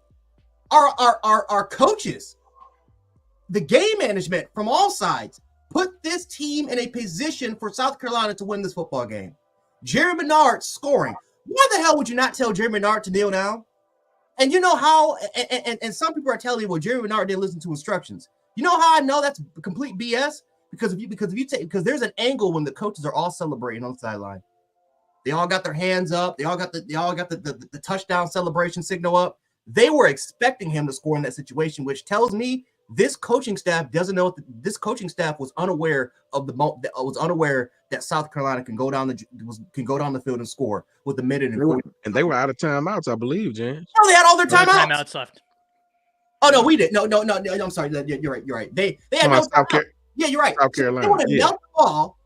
It's over. Yeah. I don't care if you win the game by a point. He kneels it at the 1. It is over. And the fact that our coaches wasn't aware of that situation tells me all I need to know. It's bad. Listen, I can take my players not executing. I can take that the players are going to be misaligned in certain situations. I can take the fact that, again, they're missing tackles. We're not playing assigned football. We're not playing within structure. I can understand that because you can fix that, right? And if the players don't want to fix themselves, then guess what you can do? You can switch. You can change personnel. You can put players who are ready to take on the responsibility and are willing to play in structure. I can understand that, especially with the new coaching staff. It is what it is. But this is the 4th game where my coaches are panicking in crucial moments. They don't know what to do. They get punched in the we're up 14-0. We played excellent. South Carolina gets the counterpunch. What are we doing? We're panicking. We're panicking in game management situations. All of a sudden, into lack of adjustments. We're not featuring the run game as heavy with our running backs like we used to. We completely went away from it. We went away from 12 in the second half until we were finally able to institute that back in the 4th quarter. This coaching staff, they're panicking in these moments. And Sheridan is not a rookie. Womack's not a rookie. Linguists and this staff, since I forgot the co-defensive coordinator that went to Cincinnati and coached Sauce and coached the rest of those boys, right? To have the number 1, they're not rookies. So how in the hell are we panicking in these moments? DeBoer being overly aggressive, Sheridan being overly conservative. We don't know how to manage the clock. And then again, Damani Jackson caught the ball at the 2. Thank God. Thank the Lord in heaven Malachi Moore was there. Thank the Lord that he was there. Because if he wasn't there and he would have knelt that down, would have been a safety. Malachi Moore told him to get out because Damani Jackson was going to do it until Malachi told him to leave. Thank God he was there, because what if he wasn't? We would have been in overtime. And it would have been the silliest overtime in the history of college football. Can't recover the onside kick, even though that was a hell of a kick by that kicker, but couldn't recover the onside kick despite being 3 players there. We put ourselves in this position. So when everyone is going to sit up there and just blame the defense, go back and watch these coaches' decisions and tell me that the coaches didn't play a part to why the defense gave up the amount of points that they did. I don't blame that last drive where South Carolina, where he threw it to Nicholas Harbor 1-on-1 against Damani Jackson. I don't blame that on the defense because the game should have been over when Jeremy Renard caught that pass. And I know you had enough time to instill it because South Carolina called a timeout. Nick Sheridan saw something from above, so you had enough time in the huddle to tell the players what to do in that situation, and you didn't do it. You didn't do it. So these Bama fans that's coming up here, man, coming up here and telling me that I don't know what I'm talking about these coaches, man. Watch the game for yourselves, and you'll see what I'm talking about. These coaches are panicking in crucial moments, and that pissed me off more than anything. That pissed me off more than last week when the players, again, we were getting out schemed. These players it was everything. But I hate it for these players because this defense didn't play that bad. They didn't play that bad. Kay Womack didn't coach that bad. These coaches Kalen DeBoer put this team in terrible situations time in and time and again because we don't know how to manage a football game. And that's what pissed me off on Saturday. Well, listen, and you know how high I am on DeBoer. I am a big, big fan. Jance and I have both been big fans of Washington and DeBoer ever since he got there. But if there was one critique about DeBoer, whenever we watched that Texas game last year, they got away from the run late in the game and almost allowed an entrance for Texas to come back. Listen, I love it. I love a time and a place for aggressiveness, but there's also a time and a place for, just taking what you have. Dexter said, yeah, I say we needed the points, but Dexter, I have one question for you, my man. Happy you're here, by the way, Dexter. Thank you for tuning in. If Jeremy Bernard kneels, there's less than 2 minutes left. Yeah, we're winning. We win. 2019. Yeah, we win. We didn't need the points. We were already winning. If he just goes down, we kneel the ball. They don't have any timeouts. They can't win. Game over. I don't think he could have kneeled in that situation, but he could have ran out of bounds easily. They don't have no timeouts. We kneel it, we go home. But I see what you're saying. Yeah. And it is what it is. Brinsky, talk to me, my man. Jens hit all the major points, man. In all the major points. One of the things that I would definitely hit on is when, we made it to the onside kick. This is supposed to be the hands team. Why is Robbie Oops out there? Why is linebackers out there? So you telling me the linebackers had the best hands out there on the field? We have receivers for that, man. And I know that was to be honest. In fairness, man, the thing is though, is like that went right by Justice Haynes. They got to get that ball. Yes. I know it was a very unique way of kicking an onside kick. It was spinning and whatnot, but why do we have these guys out there on the field? I just don't understand. Like, this is our best hands team, and these are the guys that we have on the field for this. And somebody say, in fairness, Robbie Oops has good hands. Clearly not on when it comes to onside kicks. So it's cool and all. And shout out to the GOAT, Hayes Fawcett. What's up, Hayes? Shout out Hayes. But what's going on, my man? Man, that game should have ended, man. It was just stressful for no reason. When we was up 14-9, we should have just took this game over. They couldn't do nothing to handle us. Shout out to Coach our nephew, Misio Bennett, for scoring a touchdown. That was dope. Even though it was on us, but it was just like, oh my God, man, come on, can we get up out of here? And like Jan saying, man, coaches panicking in these situations when they shouldn't be panicking. They've been in these situations before, especially in that Texas versus Washington game when they almost blew that game clearly when they went away for the run. But to be fair, on one of those plays, the running back got hurt. When it was third down, with the clock would have been running, but they had to call a timeout because he got hurt. So I will at least give them some type of credit on that end to against that Texas and Washington game. But still, man, it's a lot of stuff to critique about this team. It's starting to seem like every week I'm gonna have to keep using my next Friday GIF about yeah, this is outrageous. I don't want. I use it in Georgia, but it seems like I'm using it too much, and it seems like that's gonna be a theme for this year.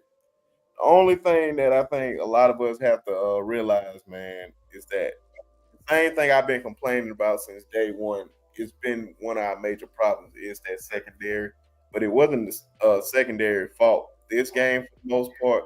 But those guys are still young.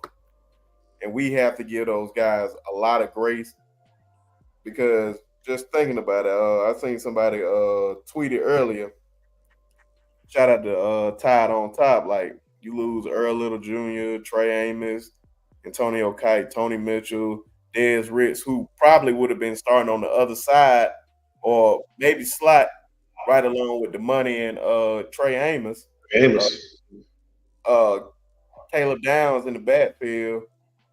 Christian Story, like those are a lot of guys. A lot of these guys would not be playing right now. They will be developing, and their time will be coming. So that's why I try to get them grace. I'm just trying to make it out the season. I ain't gonna lie to you. anytime they throw the ball downfield, I get nervous. Every single time. I don't like feeling that way. Because I know we lost Terrion and we lost Kool-Aid. And I never felt that way, especially last year. They threw it. I was like, oh, I'm not worried at all. If they catch it, it's by the grace of God, because them boys held it down. But like I said, we losing them, but we would have retained a lot of those guys. I was mad that Trey Amos left, but I always forget to mention like Desmond Ricks. He was easily going to start. I truly believe that there's nobody outside of him and Trey Amos that was going to start over him, because clearly these guys are not ready on because they're young and inexperienced. But the plus side to this is that we getting all this experience now. By next year, those guys will have a whole 100%. experience. So you have to look at it that way. So we just got to hang on, man. Try to have you some alcohol. Have you a cigar or something, just calm your nerves, because it's going to be one of those seasons, man. And against Tennessee, hopefully Tennessee keep playing like how they've been playing against everybody else on the offensive end. Because if we play like how we can normally play on the offensive end, we'll beat them. I'm not saying whatever the spread is, I don't care. I just want to win. And I want to hit this comment right here. Matt Dexter said those 2 roughing the passer penalties, 100% they were bogus, Dexter. 100% they were bogus. That was crazy, man. We watched. Go ahead, Coach. I went stupid on that one. They got to do something about that, brother. Like, come on, man. Like, I tweet that, man. I promise you, I almost broke my remote, man. When I seen it, I was like, "Are you serious?" But last week we had 2 players basically sandwich Kobe Prentice. You could have called targeting on both of them. Yeah, that's crazy. Dude is celebrating over Kobe Prentice as he's unconscious on the ground. Just targeted the hell out of him. Mum is the word. Nothing. And that was a 3rd down play, if I'm not mistaken. I think that was 3rd down. Yeah, that was ridiculous. But I do want to get this one right here, Al, before I pass it to you, Coach. Caleb says, do you guys think our coaching staff sucks or something? I don't think anybody on this panel thinks that. Jance and I, if you go back, Caleb, we have been – I'm not going to lie to you. I don't know that there was a Bama show out there that talked about Kalen DeBoer more than Jance and I did before he was hired by Alabama the past 2 years. Jance, we would end every Monday show by saying, are y'all watching off Washington out there? And what they are doing, the turnaround, this stuff. Like, for 2 years, we championed Washington as a team you had to watch. So nobody here thinks the coaching staff sucks.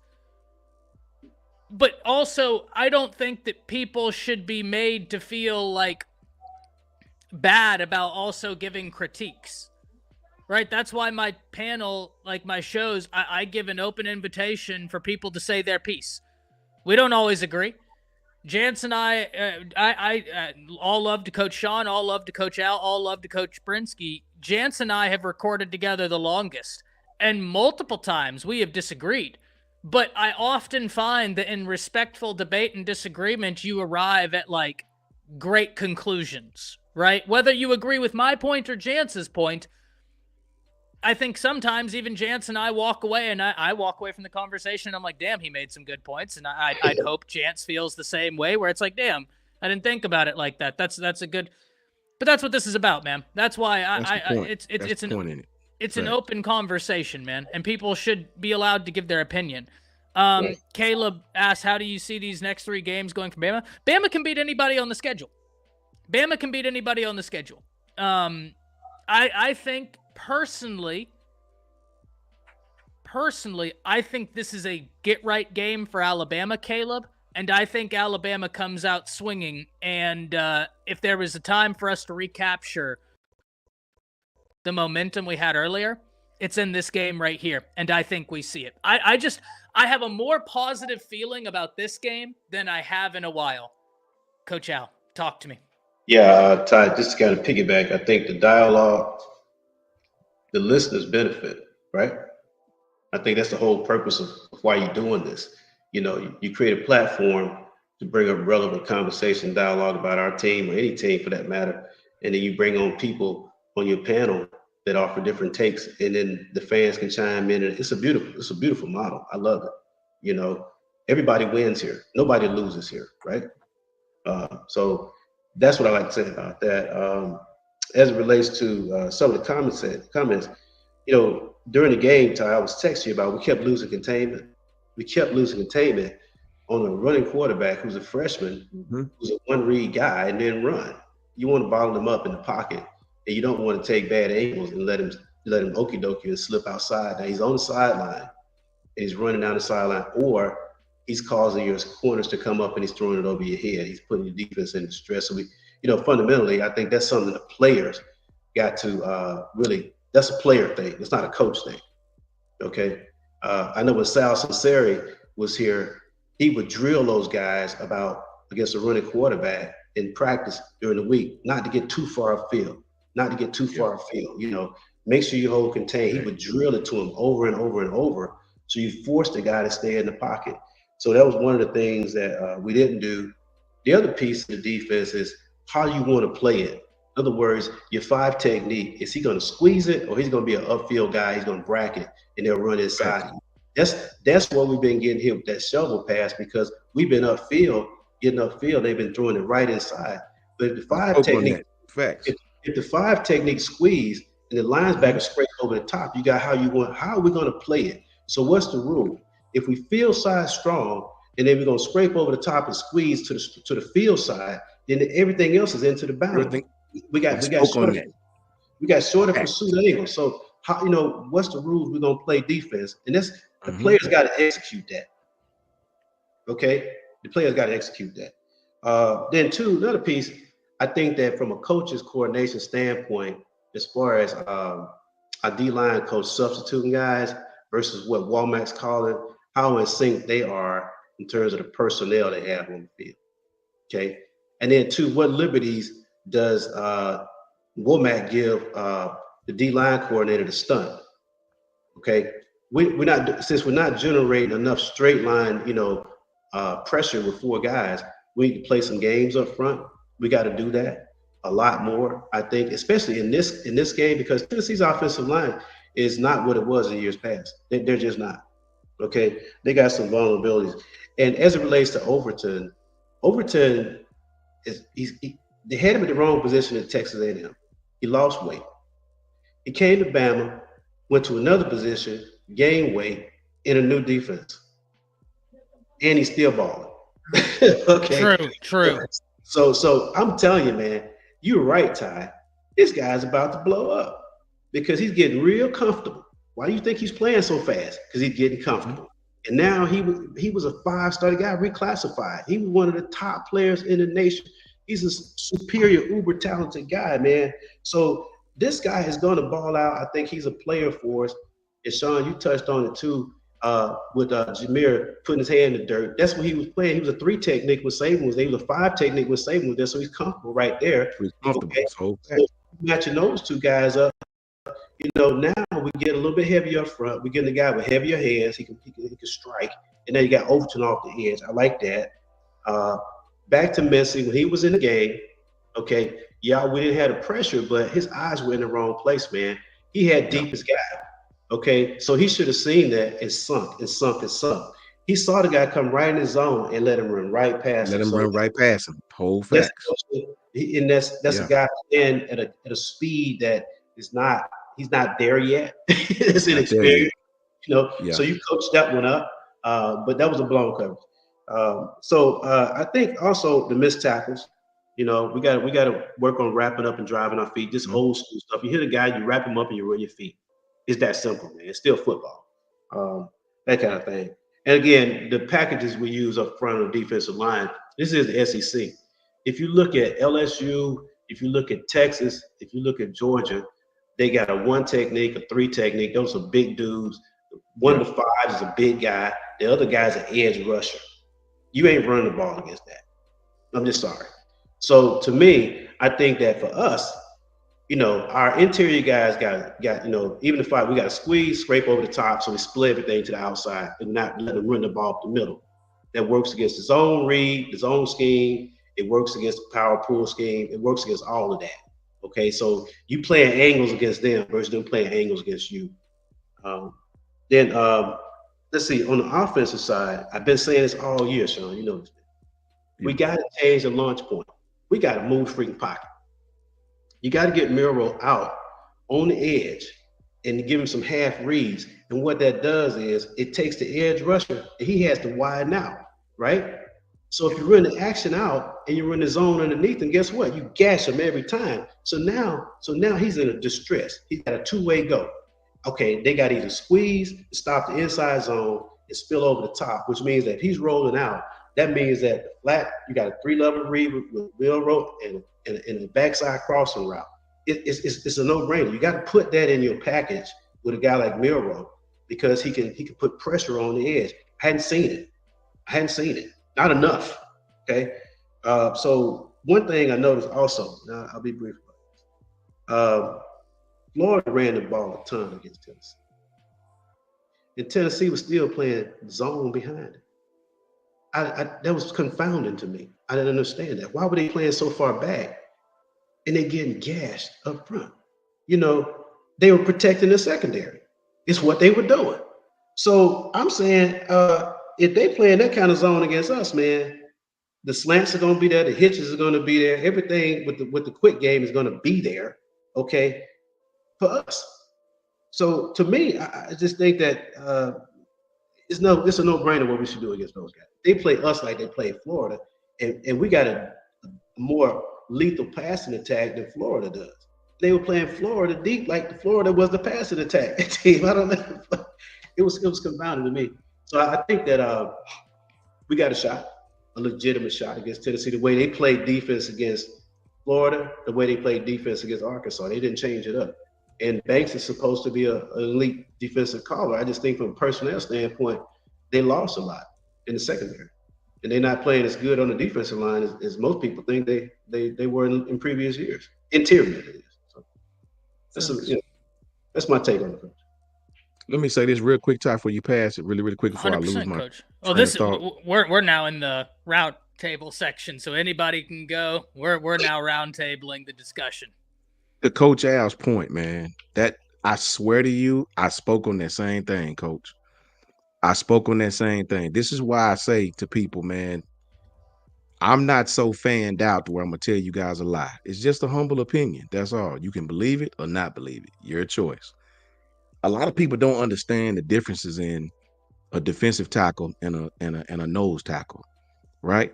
They don't understand that sometimes your tackle, he may be good playing the zero. He may be good playing directly over the center, gapping, right? Do we have the tackle that can bend? Do we have the tackle that can play the 3 and the 5, the 4 or the 4-eye? Do we have those tackles that can be successful playing in that position, right? Do we have the tackle that can stop the run and provide some pass rush if needed? These schemes depend on defensive front versatility. To me, you know, you could have these big nose guards, guys that's used to 2-gapping, clogging, but can't do nothing, can't move for real, right? You're going to get exposed if you do that. Another thing I said to anybody think, you know, that I don't know what I'm talking about. Let me tell you something that I remember. And this is not putting it all on the defense. This is not putting it all on the players or the scheme, right? I think it's enough blame to blame both because I've seen deficiencies from both. In the last 14 quarters, I want you to think about this, man, right? And if it's this deficient, brother, you got a problem. You have a problem. In the last 14 quarters, Alabama's allowed 897 yards and 33 points, man. On 14 of their last 28 possessions, 14 of the last 28, we gave up 11 touchdowns and 3 field goals. And here's the big kicker. We've only forced 2 3-and-outs. You think about that. So you can blame the scheme, you can blame the players, you can blame the players, you can blame the scheme. When you are that deficient on defense, it's everybody's fault, brother. From the coach to the players, to the scheme, to everything you're doing. You got to question what you're doing. 11 touchdowns we've given up, 3 field goals, and only 2 3-and-outs. 14 of the last 28 possessions have resulted in points. That is damn near unheard of, right? So you blame who you want to blame. That's the truth in the details. Yeah. I think there's a lot of talking points, right? I think that this past game, whenever we looked at Vandy, I was appalled. And you absolutely don't have a better head coach, Chris. I love you. But you don't. You don't. That's all I have to say. And even in recruiting, Chris, y'all are recruiting great. I'll keep it 100. Even though you might not like what I say, I do believe I keep it straight, unless I'm trolling you. But 99% of the time, I'm keeping it a buck. Y'all are recruiting excellent over at Auburn. But you have, 5 or 6 more commits than Alabama? So if Alabama finishes with the same amount of recruits as Auburn, it's going to be almost impossible. Not impossible. I'm not saying nothing's impossible, but it's going to be very hard for Auburn to out-recruit them. That's why when I saw some of the people being like, oh, Auburn's going to finish number 1, I was like, it could happen, but that would almost say that Auburn's taking a larger recruiting class than everybody else. And if you really want to get the best indication of how you're recruiting, look at average recruit rank, because that equalizes recruiting class size, right? Once you get past 20 recruits, 21 recruits, you probably have a good variety of players. Look at average recruit rank, and y'all's average recruit rank is very, very good. Very, very good. But Ty, I think we had a nice commit today too, didn't we? Yep, and I'm going to talk about that. I'm about to talk about that for sure. Chris asked, did y'all really think the dynasty was going to Nobody ever said that. I think there's a range. I mean, we know what this is. Look at Nicole's comment. That's all you got to say. It's Nicole's last comment here recently. Yep. 100%. 100%. And Nicole, I'll give it up to Auburn as much as they're recruiting very well. Very, very well. Hey Ty, could I say something real quick as an aside, just real quick? Just keeping it real. A lot of times, us Alabama fans included, we're guilty of style points. Winning how we win. Let's win big. Let's win. Man, we should beat South Carolina by 22 points. We should beat Vandy by 32 points. Yeah. The game is changing in college, folks. This is getting more like the NFL, where if you win by 1 point, you win by 1 point, you go on to the next week and you win. Okay? Because usually in the NFL game, it's who's hottest at playoffs is going to win the game. It's going to win the Super Bowl. You got to peak at the right time. So I don't care if we win by half a point, 0.5 points, as long as we get the W. Okay? That's a fact. Let's get the W. That's what I'm all about, putting them dubs up, okay?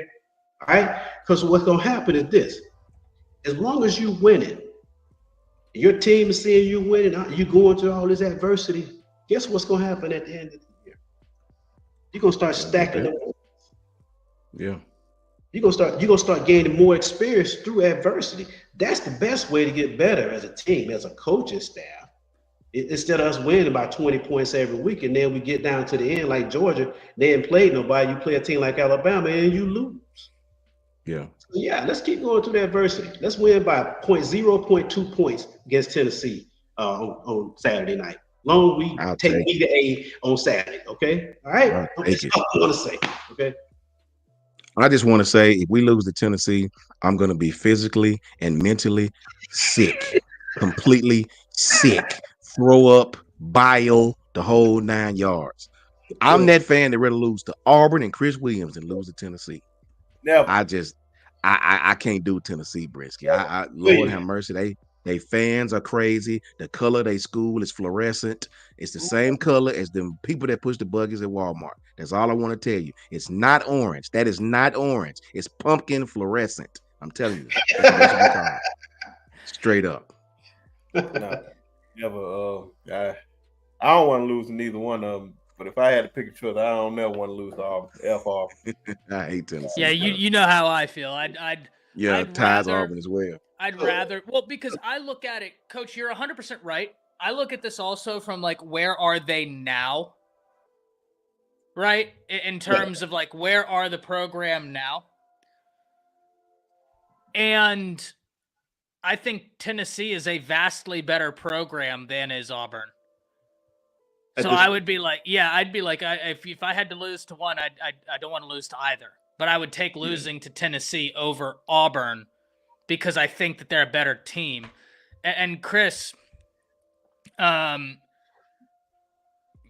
sure, but he's winning. But my question to you, Chris, is I brought it up. If Hugh is so great, why is Liberty doing better without him?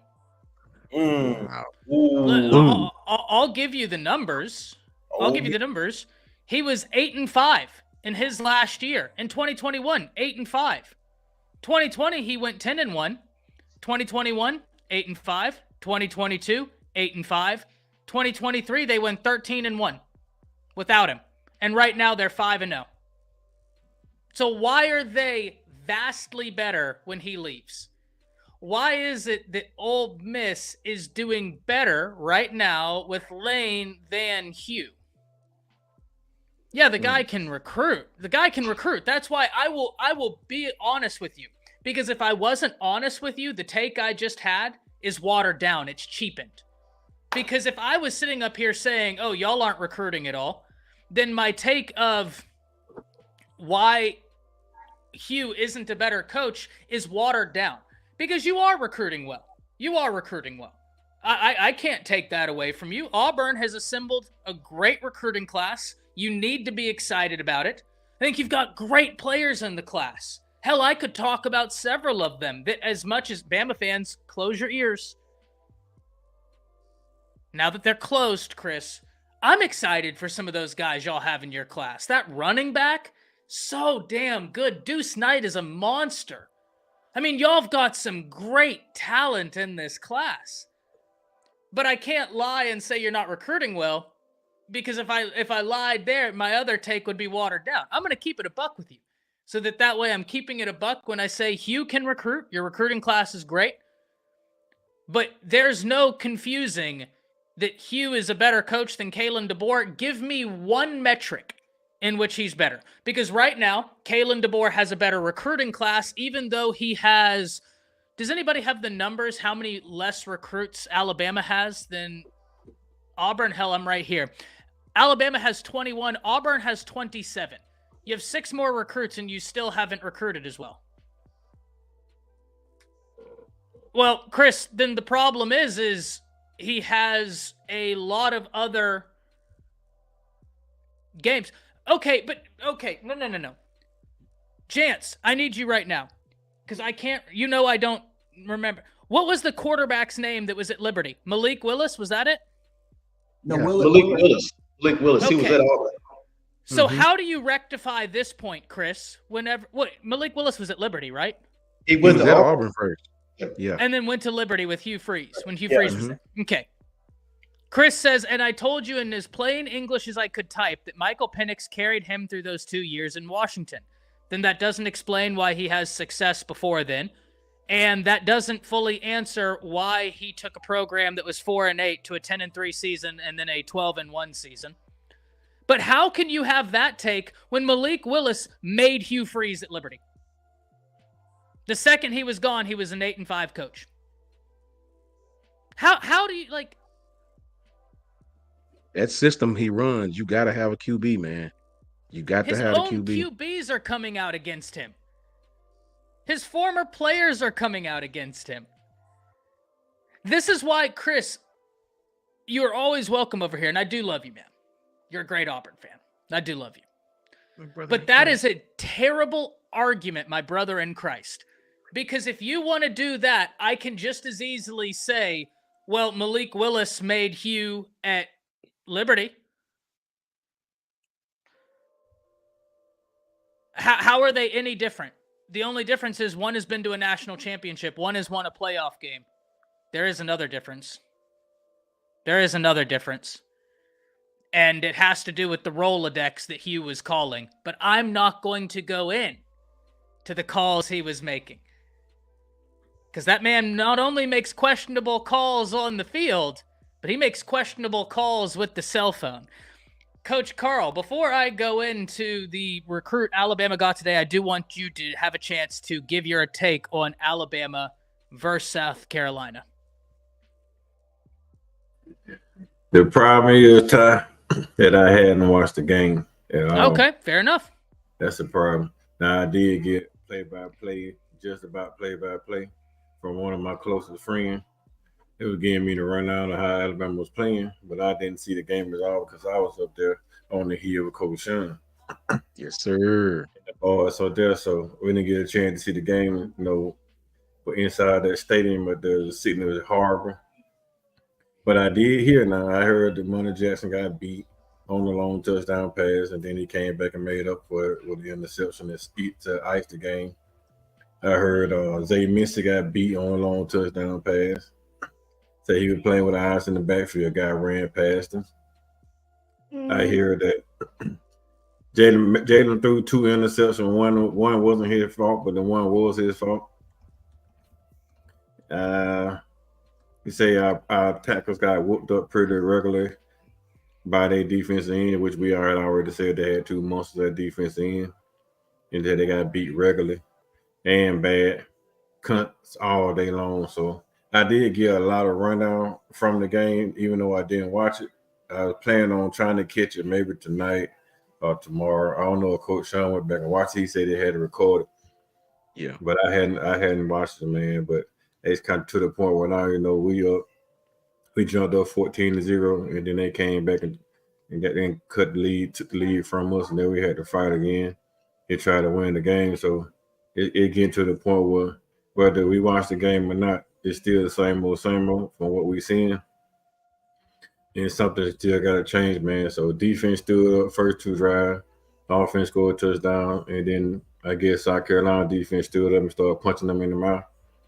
And then their offensive line started punching them in the mouth, and then we folded. So I don't think it's a talent thing.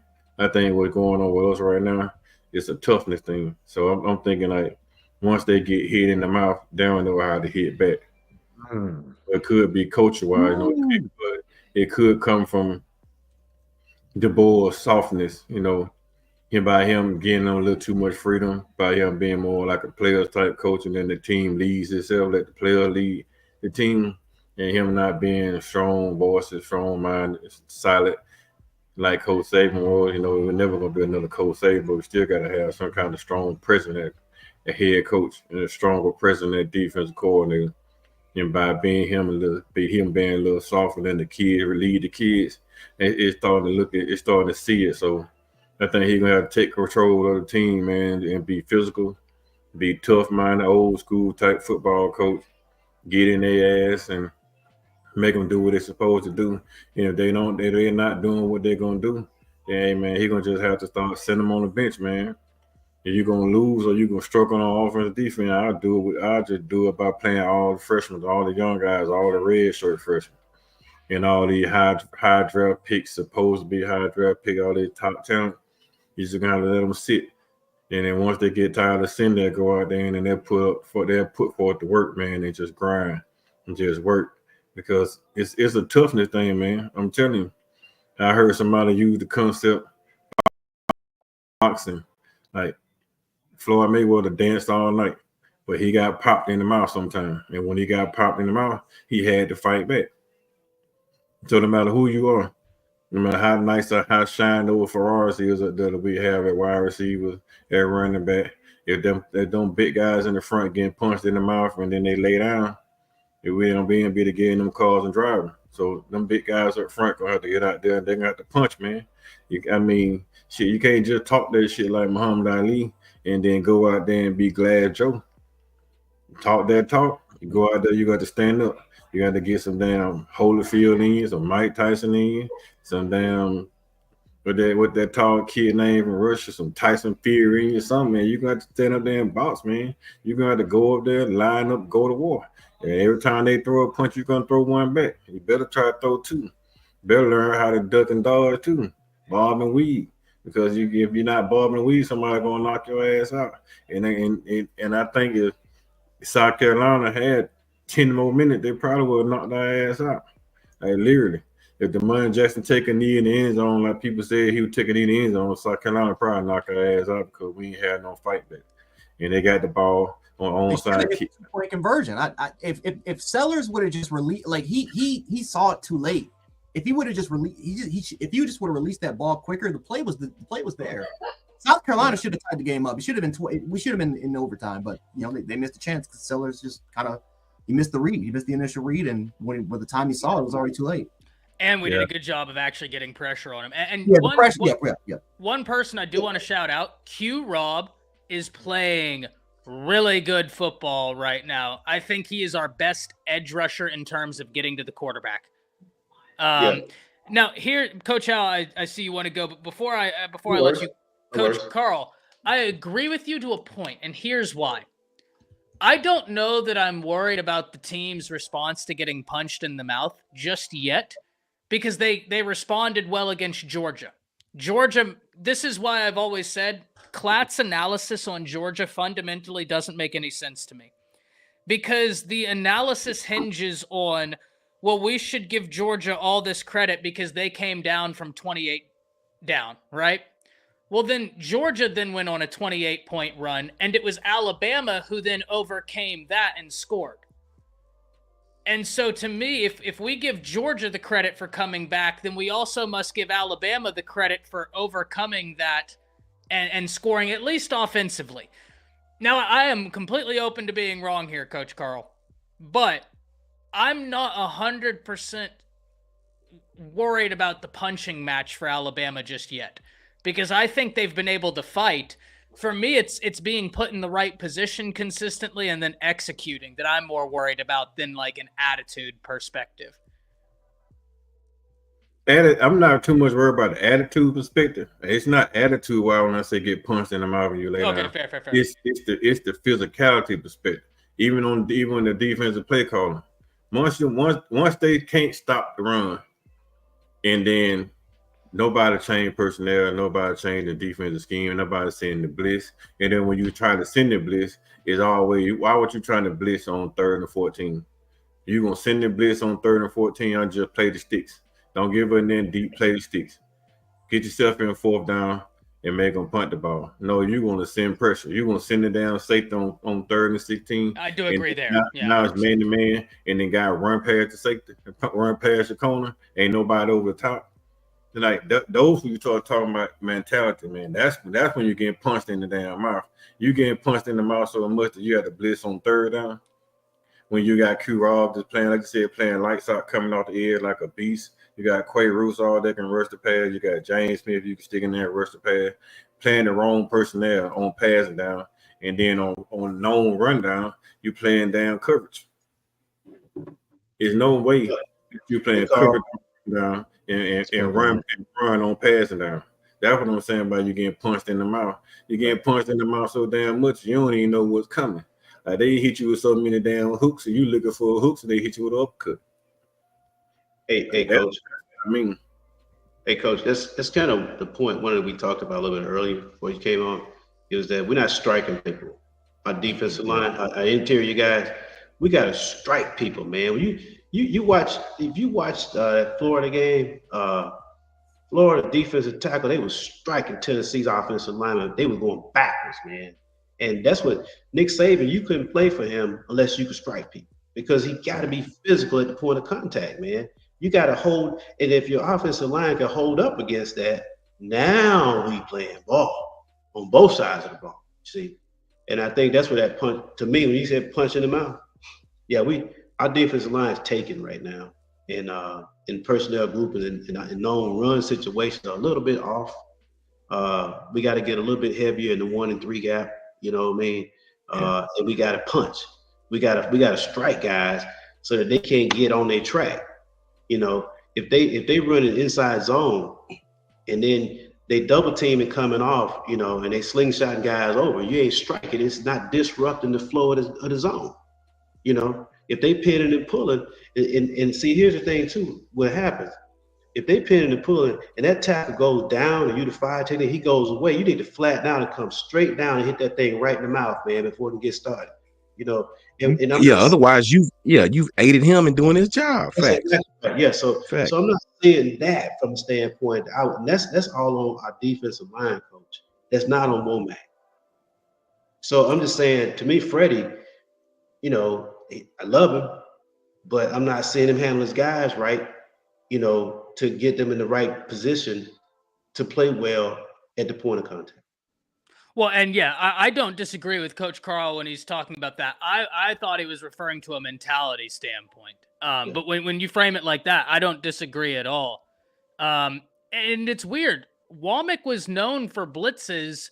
We have one of the lowest blitz rates in Power 4 right now.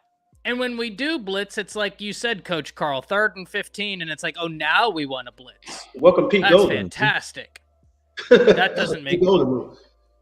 Yeah. And what does that mean when you don't blitz a lot, even when you should on early downs? It means you're afraid on the back end. You know what I mean? You At this point, I'm going to tell our corners, hey guys, you're young.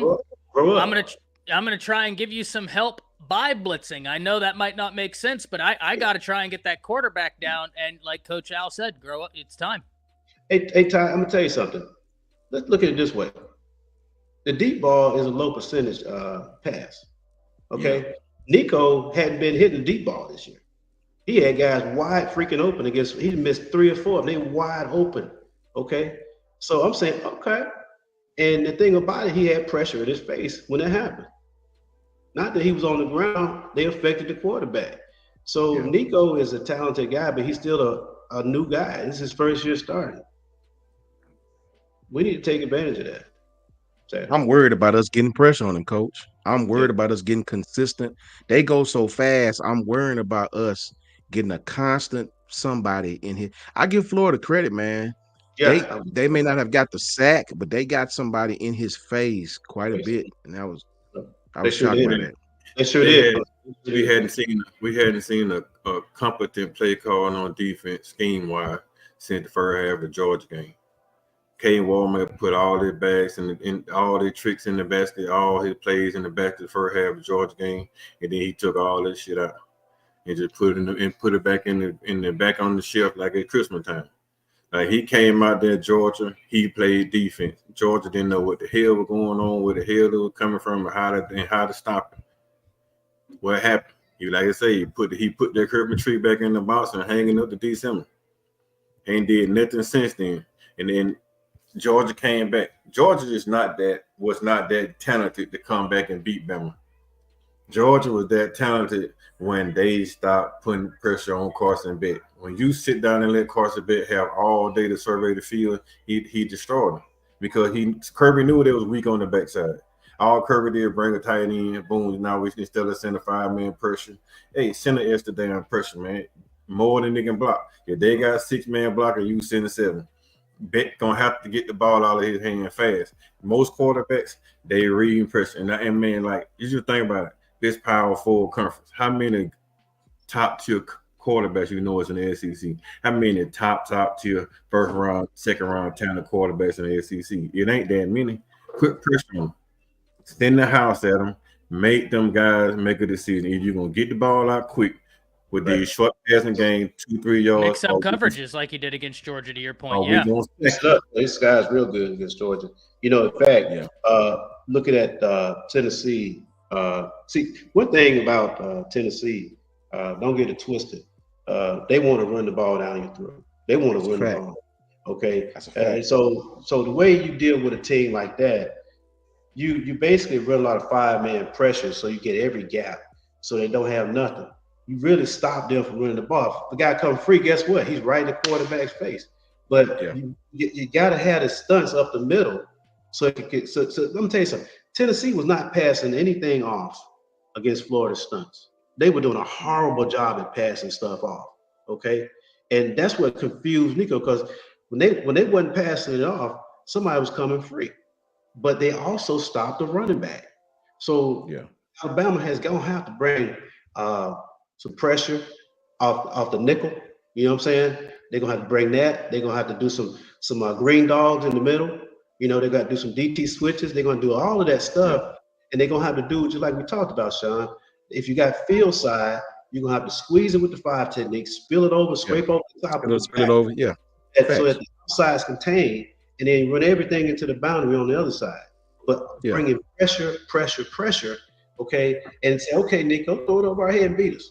We're gonna put you. I spoke on that same thing, man. I just don't. I just don't know. It's gonna be interesting, bro, because what you saying is I swear to you, I thought the exact same thing.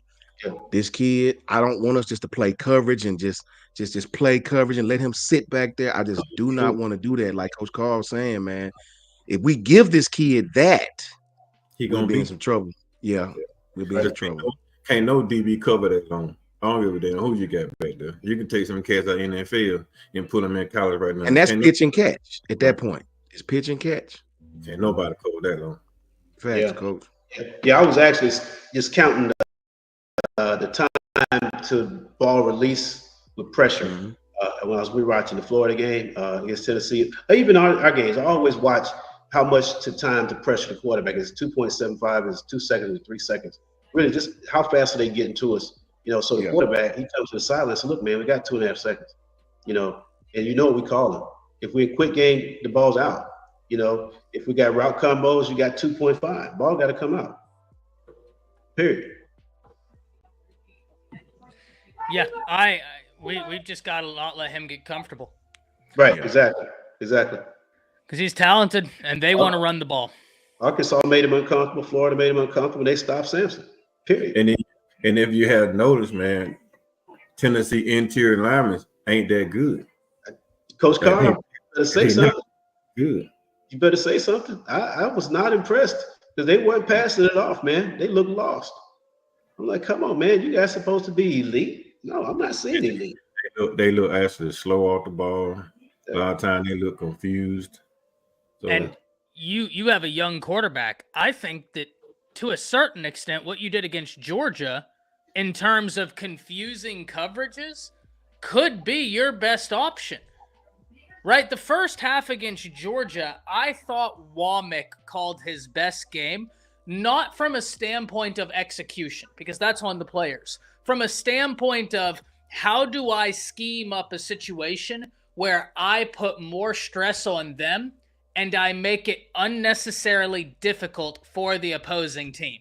Not even necessarily how do I get my guys in a good place, how do I make your job exponentially harder than it needs to be.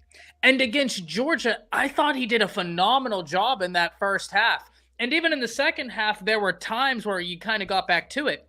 The second half, Malachi Moore almost had an interception because we showed one high safety.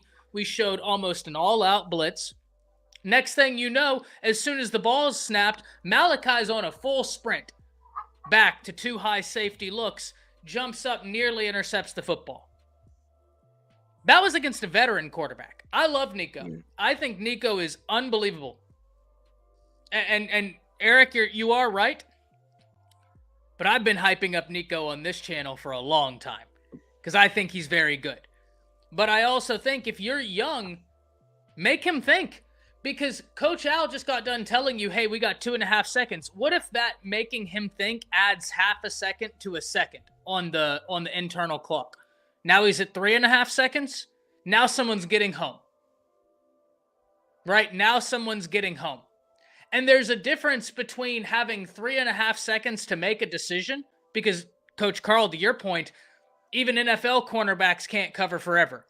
But there is a difference between giving someone all day to sit back there comfortable and giving someone, or how am I trying to say this? There's a difference between if a quarterback has a bunch of time to throw the ball and if a quarterback is sitting there and he's like, I have no idea what's going on in front of me and I'm trying to figure it out as the bullets are flying. There's a big difference between the two because one can be comfortable and you just got to make this kid uncomfortable. Got to. I'll say this really quickly, man. Oh, my bad, Coach Carl. The pre-snap penalties, we can't have them in this game. 100%. This will be the loudest crowd Bama has played in front of as far as on the road. The crowd noise is going to be at an all-time high. Tennessee is one of the loudest stadiums in the SEC, man. I will give them that. We got to be really, really ready for the crowd, the refs, and the pre-snap penalties. We can't have them. Yeah, penalties got to get cleaned up. And gentlemen, as we're winding down, I do want to talk about the big win Alabama got today. Cavante Henry top 5 player nationally from a JUCO perspective, 6'4", 245 from California. This was a kid that was originally committed to Michigan, flipped that commitment to Oklahoma whenever Courtney Morgan and them left Michigan. Very close with Courtney Morgan. Ended up at Oklahoma, ended up in the transfer portal, goes to JUCO, and absolutely balls out. If we look at the 24/7 Sports composite, number 2 JUCO player in the nation, number 1 edge in the nation, and he looks to play bandit for Alabama. Guys, thoughts on Cavante Henry as we're winding down? Coach Carl, I'll start with you. Man, anytime you get a kid that was committed to Michigan, you know you got somebody that's a fighter. You got a dog. Because Michigan don't recruit just no scrubs anyway. So Michigan, like, just think about the damn defensive ends and defensive tackle that came out of Michigan in the last 3 years. Most of them in the NFL, they balling out. Hayden Hutchinson got drafted. Everybody looked like, man, that's a bad pick. That dude turned out to be down one of the best defensive ends in the NFL. And you got but so it's something about a kid that get recruited by Michigan and play defensive lineman. So if he got recruited by Michigan, play defensive lineman, and then he commit Alabama, I'm 100% on board with it because I know that's a different type of player. That's a different type of player, and we need that. We need those type of players in Alabama, man. So I'm happy. I'm happy as hell that we got him.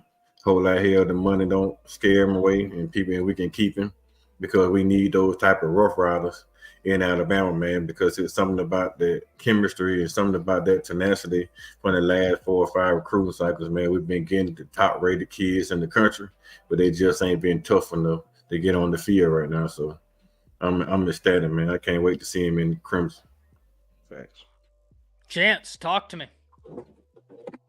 It's a big commitment. Like I said, I mean, you know how I feel. I mean, any sort of edge help, any sort of hybrid edge help that we can get, I expect it. For the most part, I did Q Robinson's playing phenomenal well. He's playing phenomenally well. But like I said, man, I think he's more of an off-ball linebacker compared to an edge, or at least he's more of a hybrid player. I can't have Q Robinson, be my best pass rusher. He's not Micah Parsons. This is more like a Rashawn Evans. Remember Rashawn Evans sort of role where we had him play edge at 2015, 2016. That's what Q Robinson is, right? That's a guy that's a much more valuable piece because he's hybrid. He can do both assignments if you want him to. But I think he excels a little bit more of an off ball because I think he has better instincts playing at that position than edge. I think he's just an athletic freak at that position. But I think we need more true guys that can play the edge. Guys that are tall, lengthy, has good size, can bend. Guys that are twitch athletes, and I think that's what this kid is. So any chances of us taking it, I expect it because I think we are lacking a little depth at that spot. Coach Sean, I got to admittedly say I don't know too much about the kid, man. I tried to look up some footage on him, and I couldn't really find any footage on him. But I agree with Coach Carl and what Coach Jans both said. If the young man was obviously recruited by Michigan, and he's got to be a kid that can actually play. And as far as what I see from him, his height and weight, just like Coach Jan said, we need more kids as long. We need more kids as twitchy like that. That is the facts of the matter, especially if we're gonna run this type of defensive style. So if the kid has these type of credentials, I can't wait to get him on campus. I tried to find some footage of the young man. I couldn't really find too much footage on him. Yeah. I've gotten to watch a bit, but I'm just very excited. Just very, very excited. Brinsky. Great pickup from everything I'm hearing. I really don't know much about him, but from what great Marquise May say, man, it ain't all about those stars, man. You got them. We need more dogs at Alabama, like the ones when he was there. The stars one thing, but do they got that dog in them? And so hopefully he got that dog in him. It just create more depth. It's a cool pickup, but I'm looking for more guys in the secondary with experience. So hopefully we can get something like that. But overall, it's a good pickup. Love it, man. Love it. And finally, Coach Al. Hey, Ty. Truth, I need to go watch tape on the guy. Let's put it this way. I will say this about it. If he's a JUCO guy, a 2-year JUCO guy coming in, he's mature, okay, physically mature. I would say that. And he's played football against guys who are college guys, so he's not like a freshman coming in raw. He's a guy that obviously, if you bring in a JUCO guy highly rated like that, you expect him to come in day one and contribute. So based on that alone, I like him. But for me to give the fans, the viewers and us, myself, a real good breakdown, I need to go watch it. Love it. And we should be excited unless he's setting us up with rat poison. Chris Williams, the Auburn fan, tells us the dude that just committed to Alabama is really aggressive. He chases people sideline to sideline, and he's got good speed. I remember him in high school thinking to myself, like, man, because I did his video when he committed out of high school. I remember following his recruitment then. Was always shocked that he didn't see the field super earlier at Oklahoma. But I love that he went to JUCO. And for anybody doubting JUCO, guys, almost every week in my videos, I have someone questioning, why aren't we seeing more Justin Jefferson? Well, he was hurt, but he came the JUCO route. Sometimes that experience is big. What'd you say, Jance? I said JUCO ain't no joke, man. It's a step better than high school. That's a whole fact. You don't believe me, man? Just ask. Go look at the product of East Mississippi Gulf Coast. You know what I'm saying? Look, I'm telling you, man. Like the top JUCO programs, they're college programs, and they put a lot of players in the NFL, man. They put a lot of players in the National Football League, man. But JUCO ain't no joke. It's grown men. Fact. That's right. That's exactly what I'm saying. Yeah, if you're gonna survive there 2 years and play that kind of level, you got something in you. Okay. Mm-hmm. Oh my gosh. We get an appearance. Jerry Reed. Hey, there he is, the man, the myth, the legend. We get an appearance. Chad showing the face. I finally got my word. Finally, I've been trying to get this thing fixed for weeks. Finally fixed. Fixed. You know what? I feel like Alabama's going to blow Tennessee out the water now. That's what I want to do. I got to get my orange, man. I got to get my orange appearance, man. I got somewhere for Tennessee. Ain't no cigar either, man. My neighbor is a huge UT fan. He's flying an orange and white flag right now in front of me. You serious, man? Yeah, I told him. That'll make my. I got the cigar box ready. Ready. Yes, I don't smoke, but I'm gonna have a pretzel. It look like that's what I'm like. Last year, like I know the story, man. I don't know. Like I got some just. I'm not a cigar person, man. So I went to the cigar store and they just gave me some brands that I don't know. Ty and Jason made fun of me for it. I don't know, man. I will tell you what to get.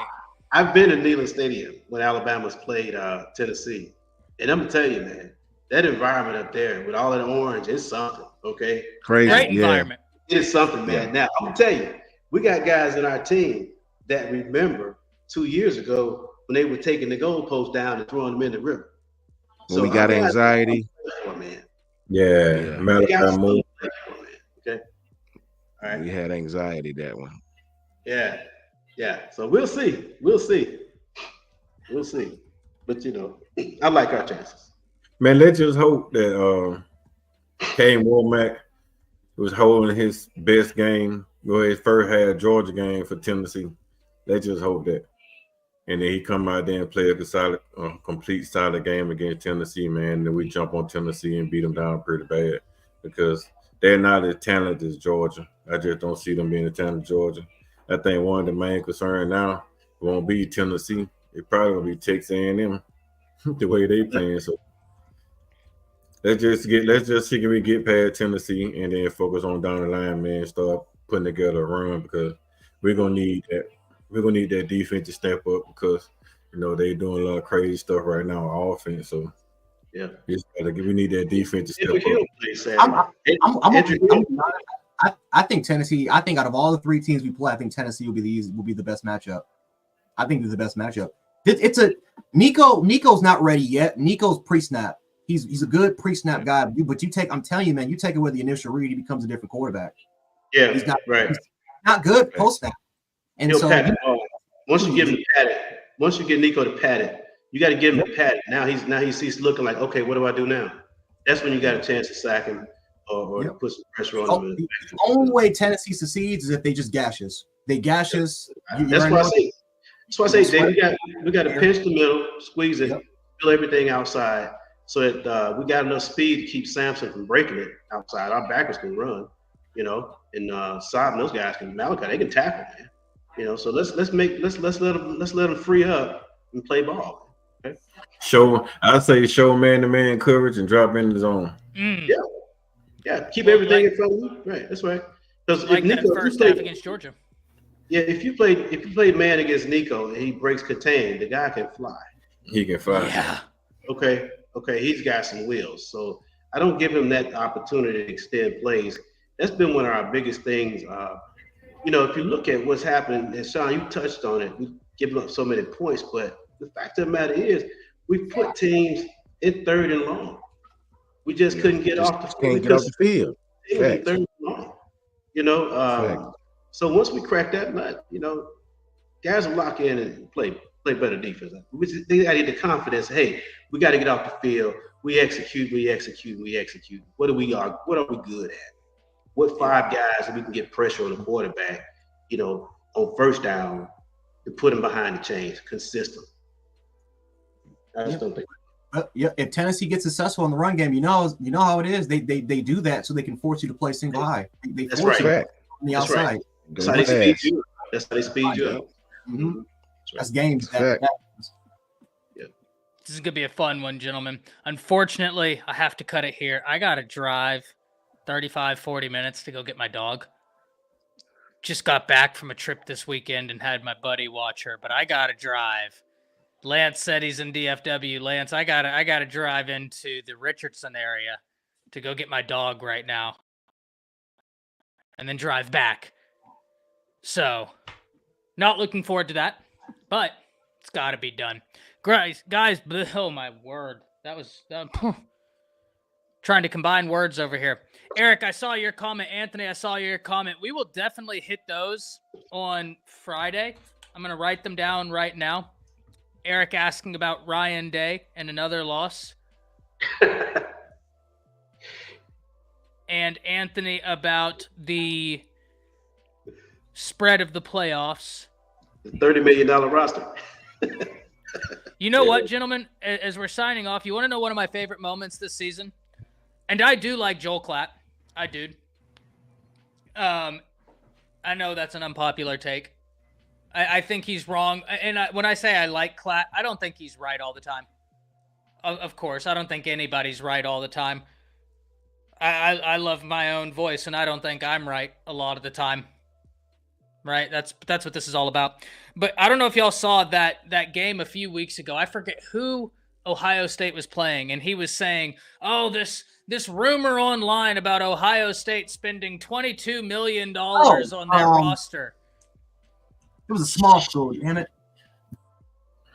But was it Marshall? Marshall. You're right, Marshall. So I think it was Marshall. And he was saying, like, "Oh, this rumor about them spending $22 million, that's just message board rumor. That's not the truth. They didn't spend anywhere near that." And then Gus Johnson tells you that they did it. The second the last T on that came out of his mouth, you just heard Gus Johnson. "Well, Joel, Ohio State's own AD has come out and said multiple times they spent $20 million on the roster." Silence. Joel didn't say a word. And then it just cut to commercial, and they never talked about it again. But I thought that was hilarious that he was going off. They didn't spend anywhere close to $22 million on this roster. That comes from people that don't know what they're talking about, and that's message board rumors. And then Gus Johnson is like, "Well, their own AD has said on multiple occasions." Oh, not only did he say that, Jance, but you remember what he followed it up with? He said, "Their own AD has said they spent $20 million, and he's the one that would know." Silence from Klatt. I was like, wow.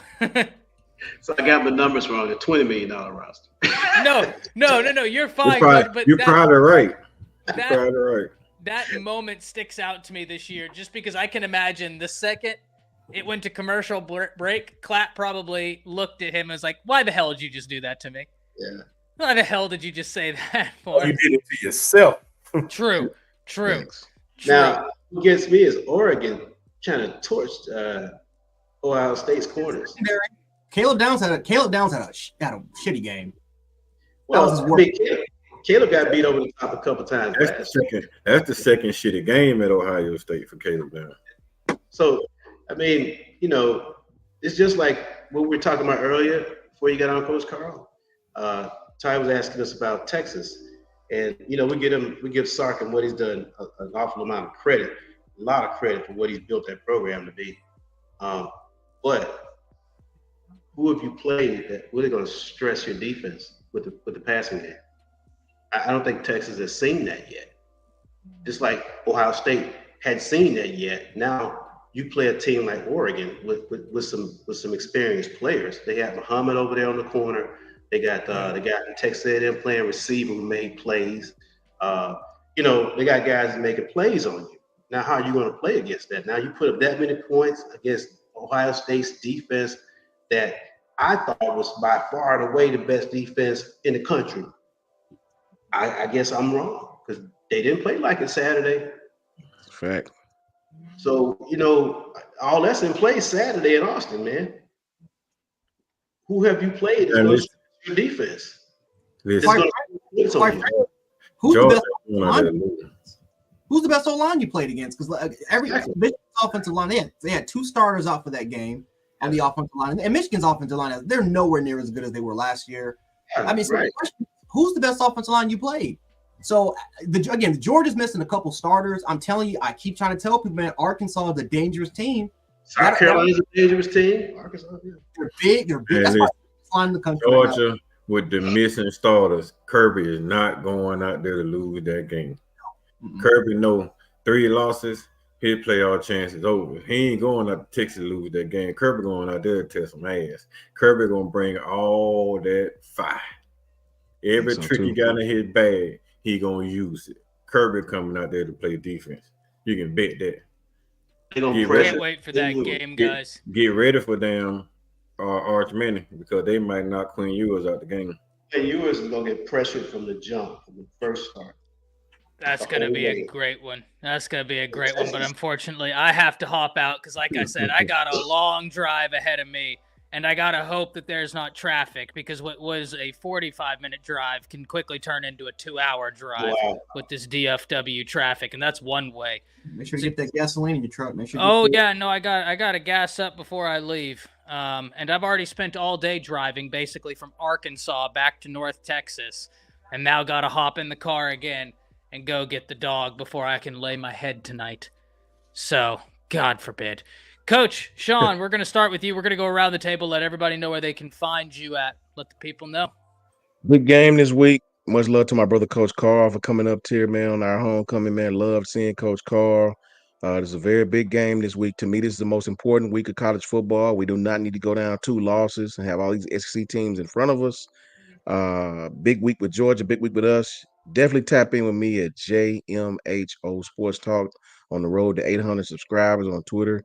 Please get with me, JMHO Sports Talk on Twitter and YouTube. Thank everybody for hitting me in the inbox, letting me know a lot of things, and we will continue to bring you the truth in the details.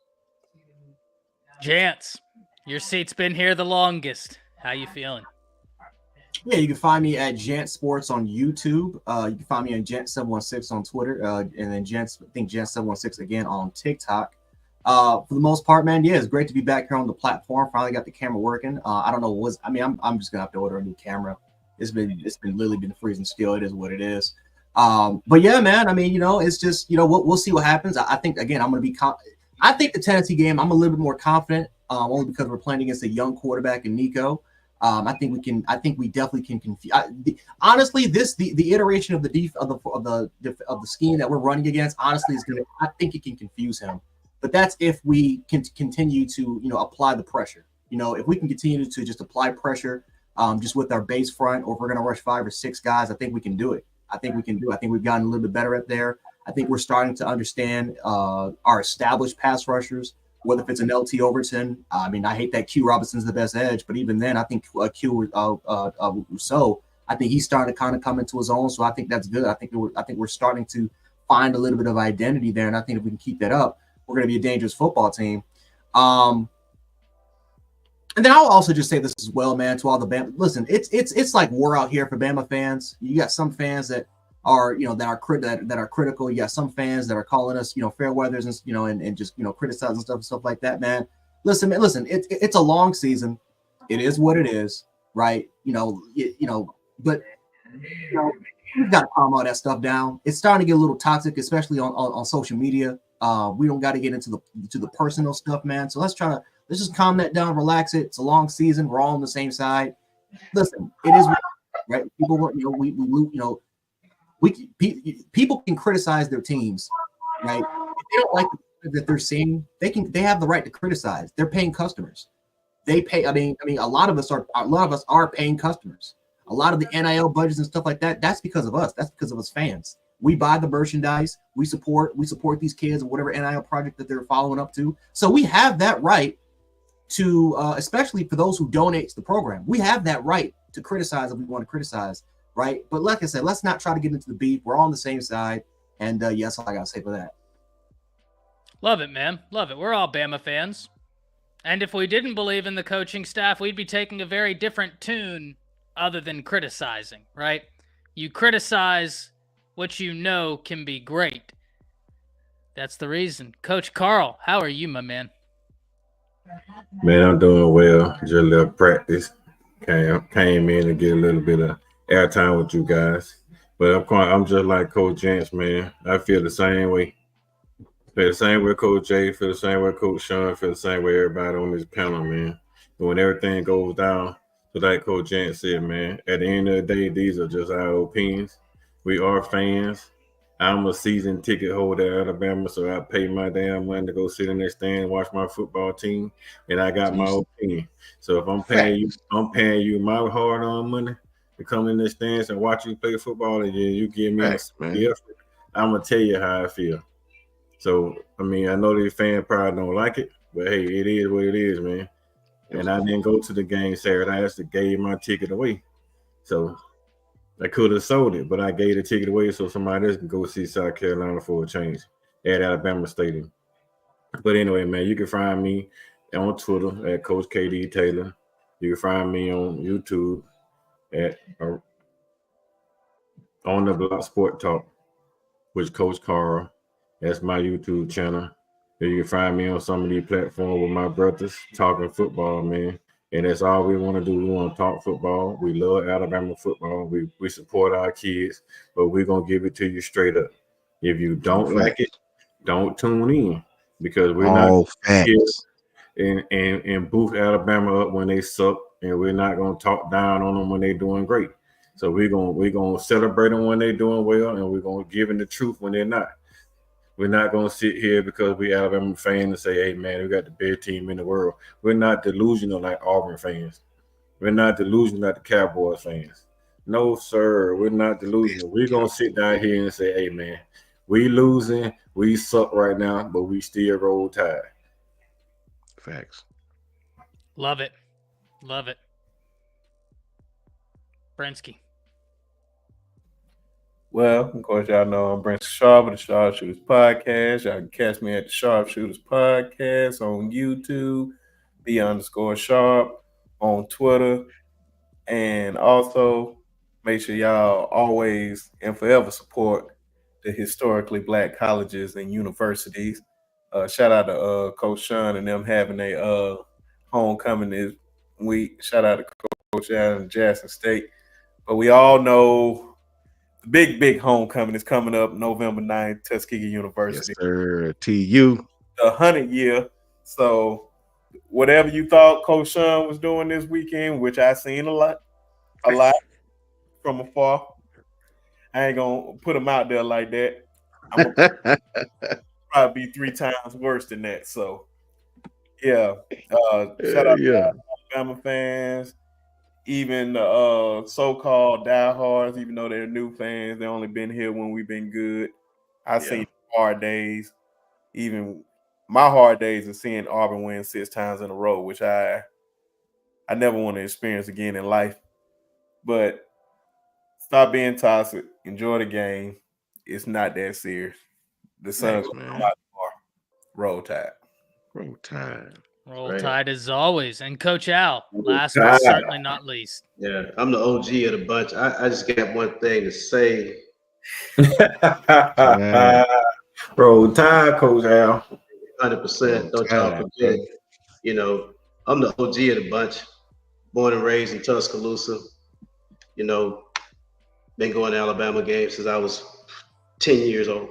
I'm not gonna tell you how old I am now. So I've been there 100% through all the good and the bad. Don't have a YouTube channel. I just kind of pull up with Ty and Sean. They so gracious to have me on and call me friend. Man to man, I appreciate that, fellas. I really do. That means a lot to me. Likewise, brother. Likewise, Of for course, sure. Coach. We're just talking ball, okay? Al Sand 79 on Twitter. You hit me up, I'll get back with you, but we're gonna keep it straight about ball. And everything is good in life. You gotta understand that. There's a logo that I have that I talk about. That's my personal logo. NFZ. Okay, it's a lifestyle concept. It's called the negative free zone. That's the 6-inch space between your ears. You keep that free. Okay, you keep that free of all the negative construct that we live in. Creation is going to give you a great life. Love that. Man, you can't get no better than that. That's what I Love that. believe. That's my logo. That's how I live. Fuck it. I love that, Coach Al. 100%. Love that, brother. You know what I mean? Roll Tide to my brothers on panel, man, and all the Bama content creators.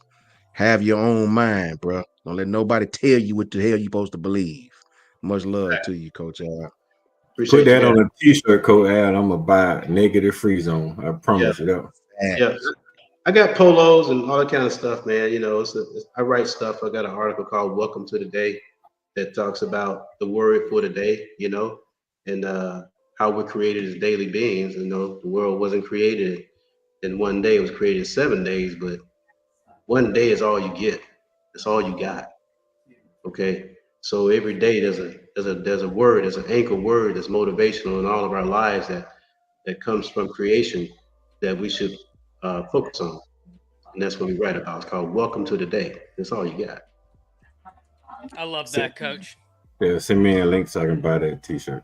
Thanks, Yes. man. Much love to Pastor B, too. Much love to Pastor B, man. Good to see you in here, Pastor B. Good to see you, brother. Really, really, really enjoy that before we get out here. Want to give big love to Pastor B. And big shout out to Chris Williams, who actually talked football today. See, I like this, Chris Williams. He's been doing it for like the past 3 represent weeks. Represent Auburn all day. I respect it, brother. But you talked ball today. You talked probably more ball today than I've ever seen you talk. I respect that. Much love, Janet.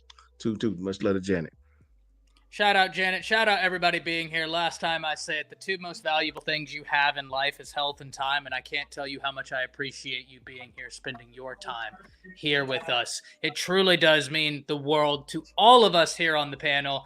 And gentlemen, thank you all for joining in. That same thing I tell everybody in chat, that absolutely extends to each and every one of you. I can't tell you how much it has meant to me along this journey that I've been doing YouTube to have met each and every one of you, to have had the opportunity to get each and every one of you on the panel, to talk to each and every one of you, to get to know each and every one of you, and to become friends with each and every one of you. It has really made a difference for me, and I can't tell you how much I look forward to Monday nights, not to talk football, but to be here around the table with you guys, with everybody in the chat. That's the best part of the week for me, is Monday nights and Friday mornings. But Monday nights, that's just special because that's how we kicked it off, and it's really grown into something that I really look forward to every week. We'll be back Friday morning, another live stream, and as always, Monday, 5:30 Central Standard Time. I've got to go fight traffic. Until next time, it's Just time little for Moon Rocker. Yeah, Moon Rocker in chat. It's time for the 7th member of the panel to get their last say. And that's the Spinning Wheel of Doom. We've been on for almost 3 hours. Until next time, see ya.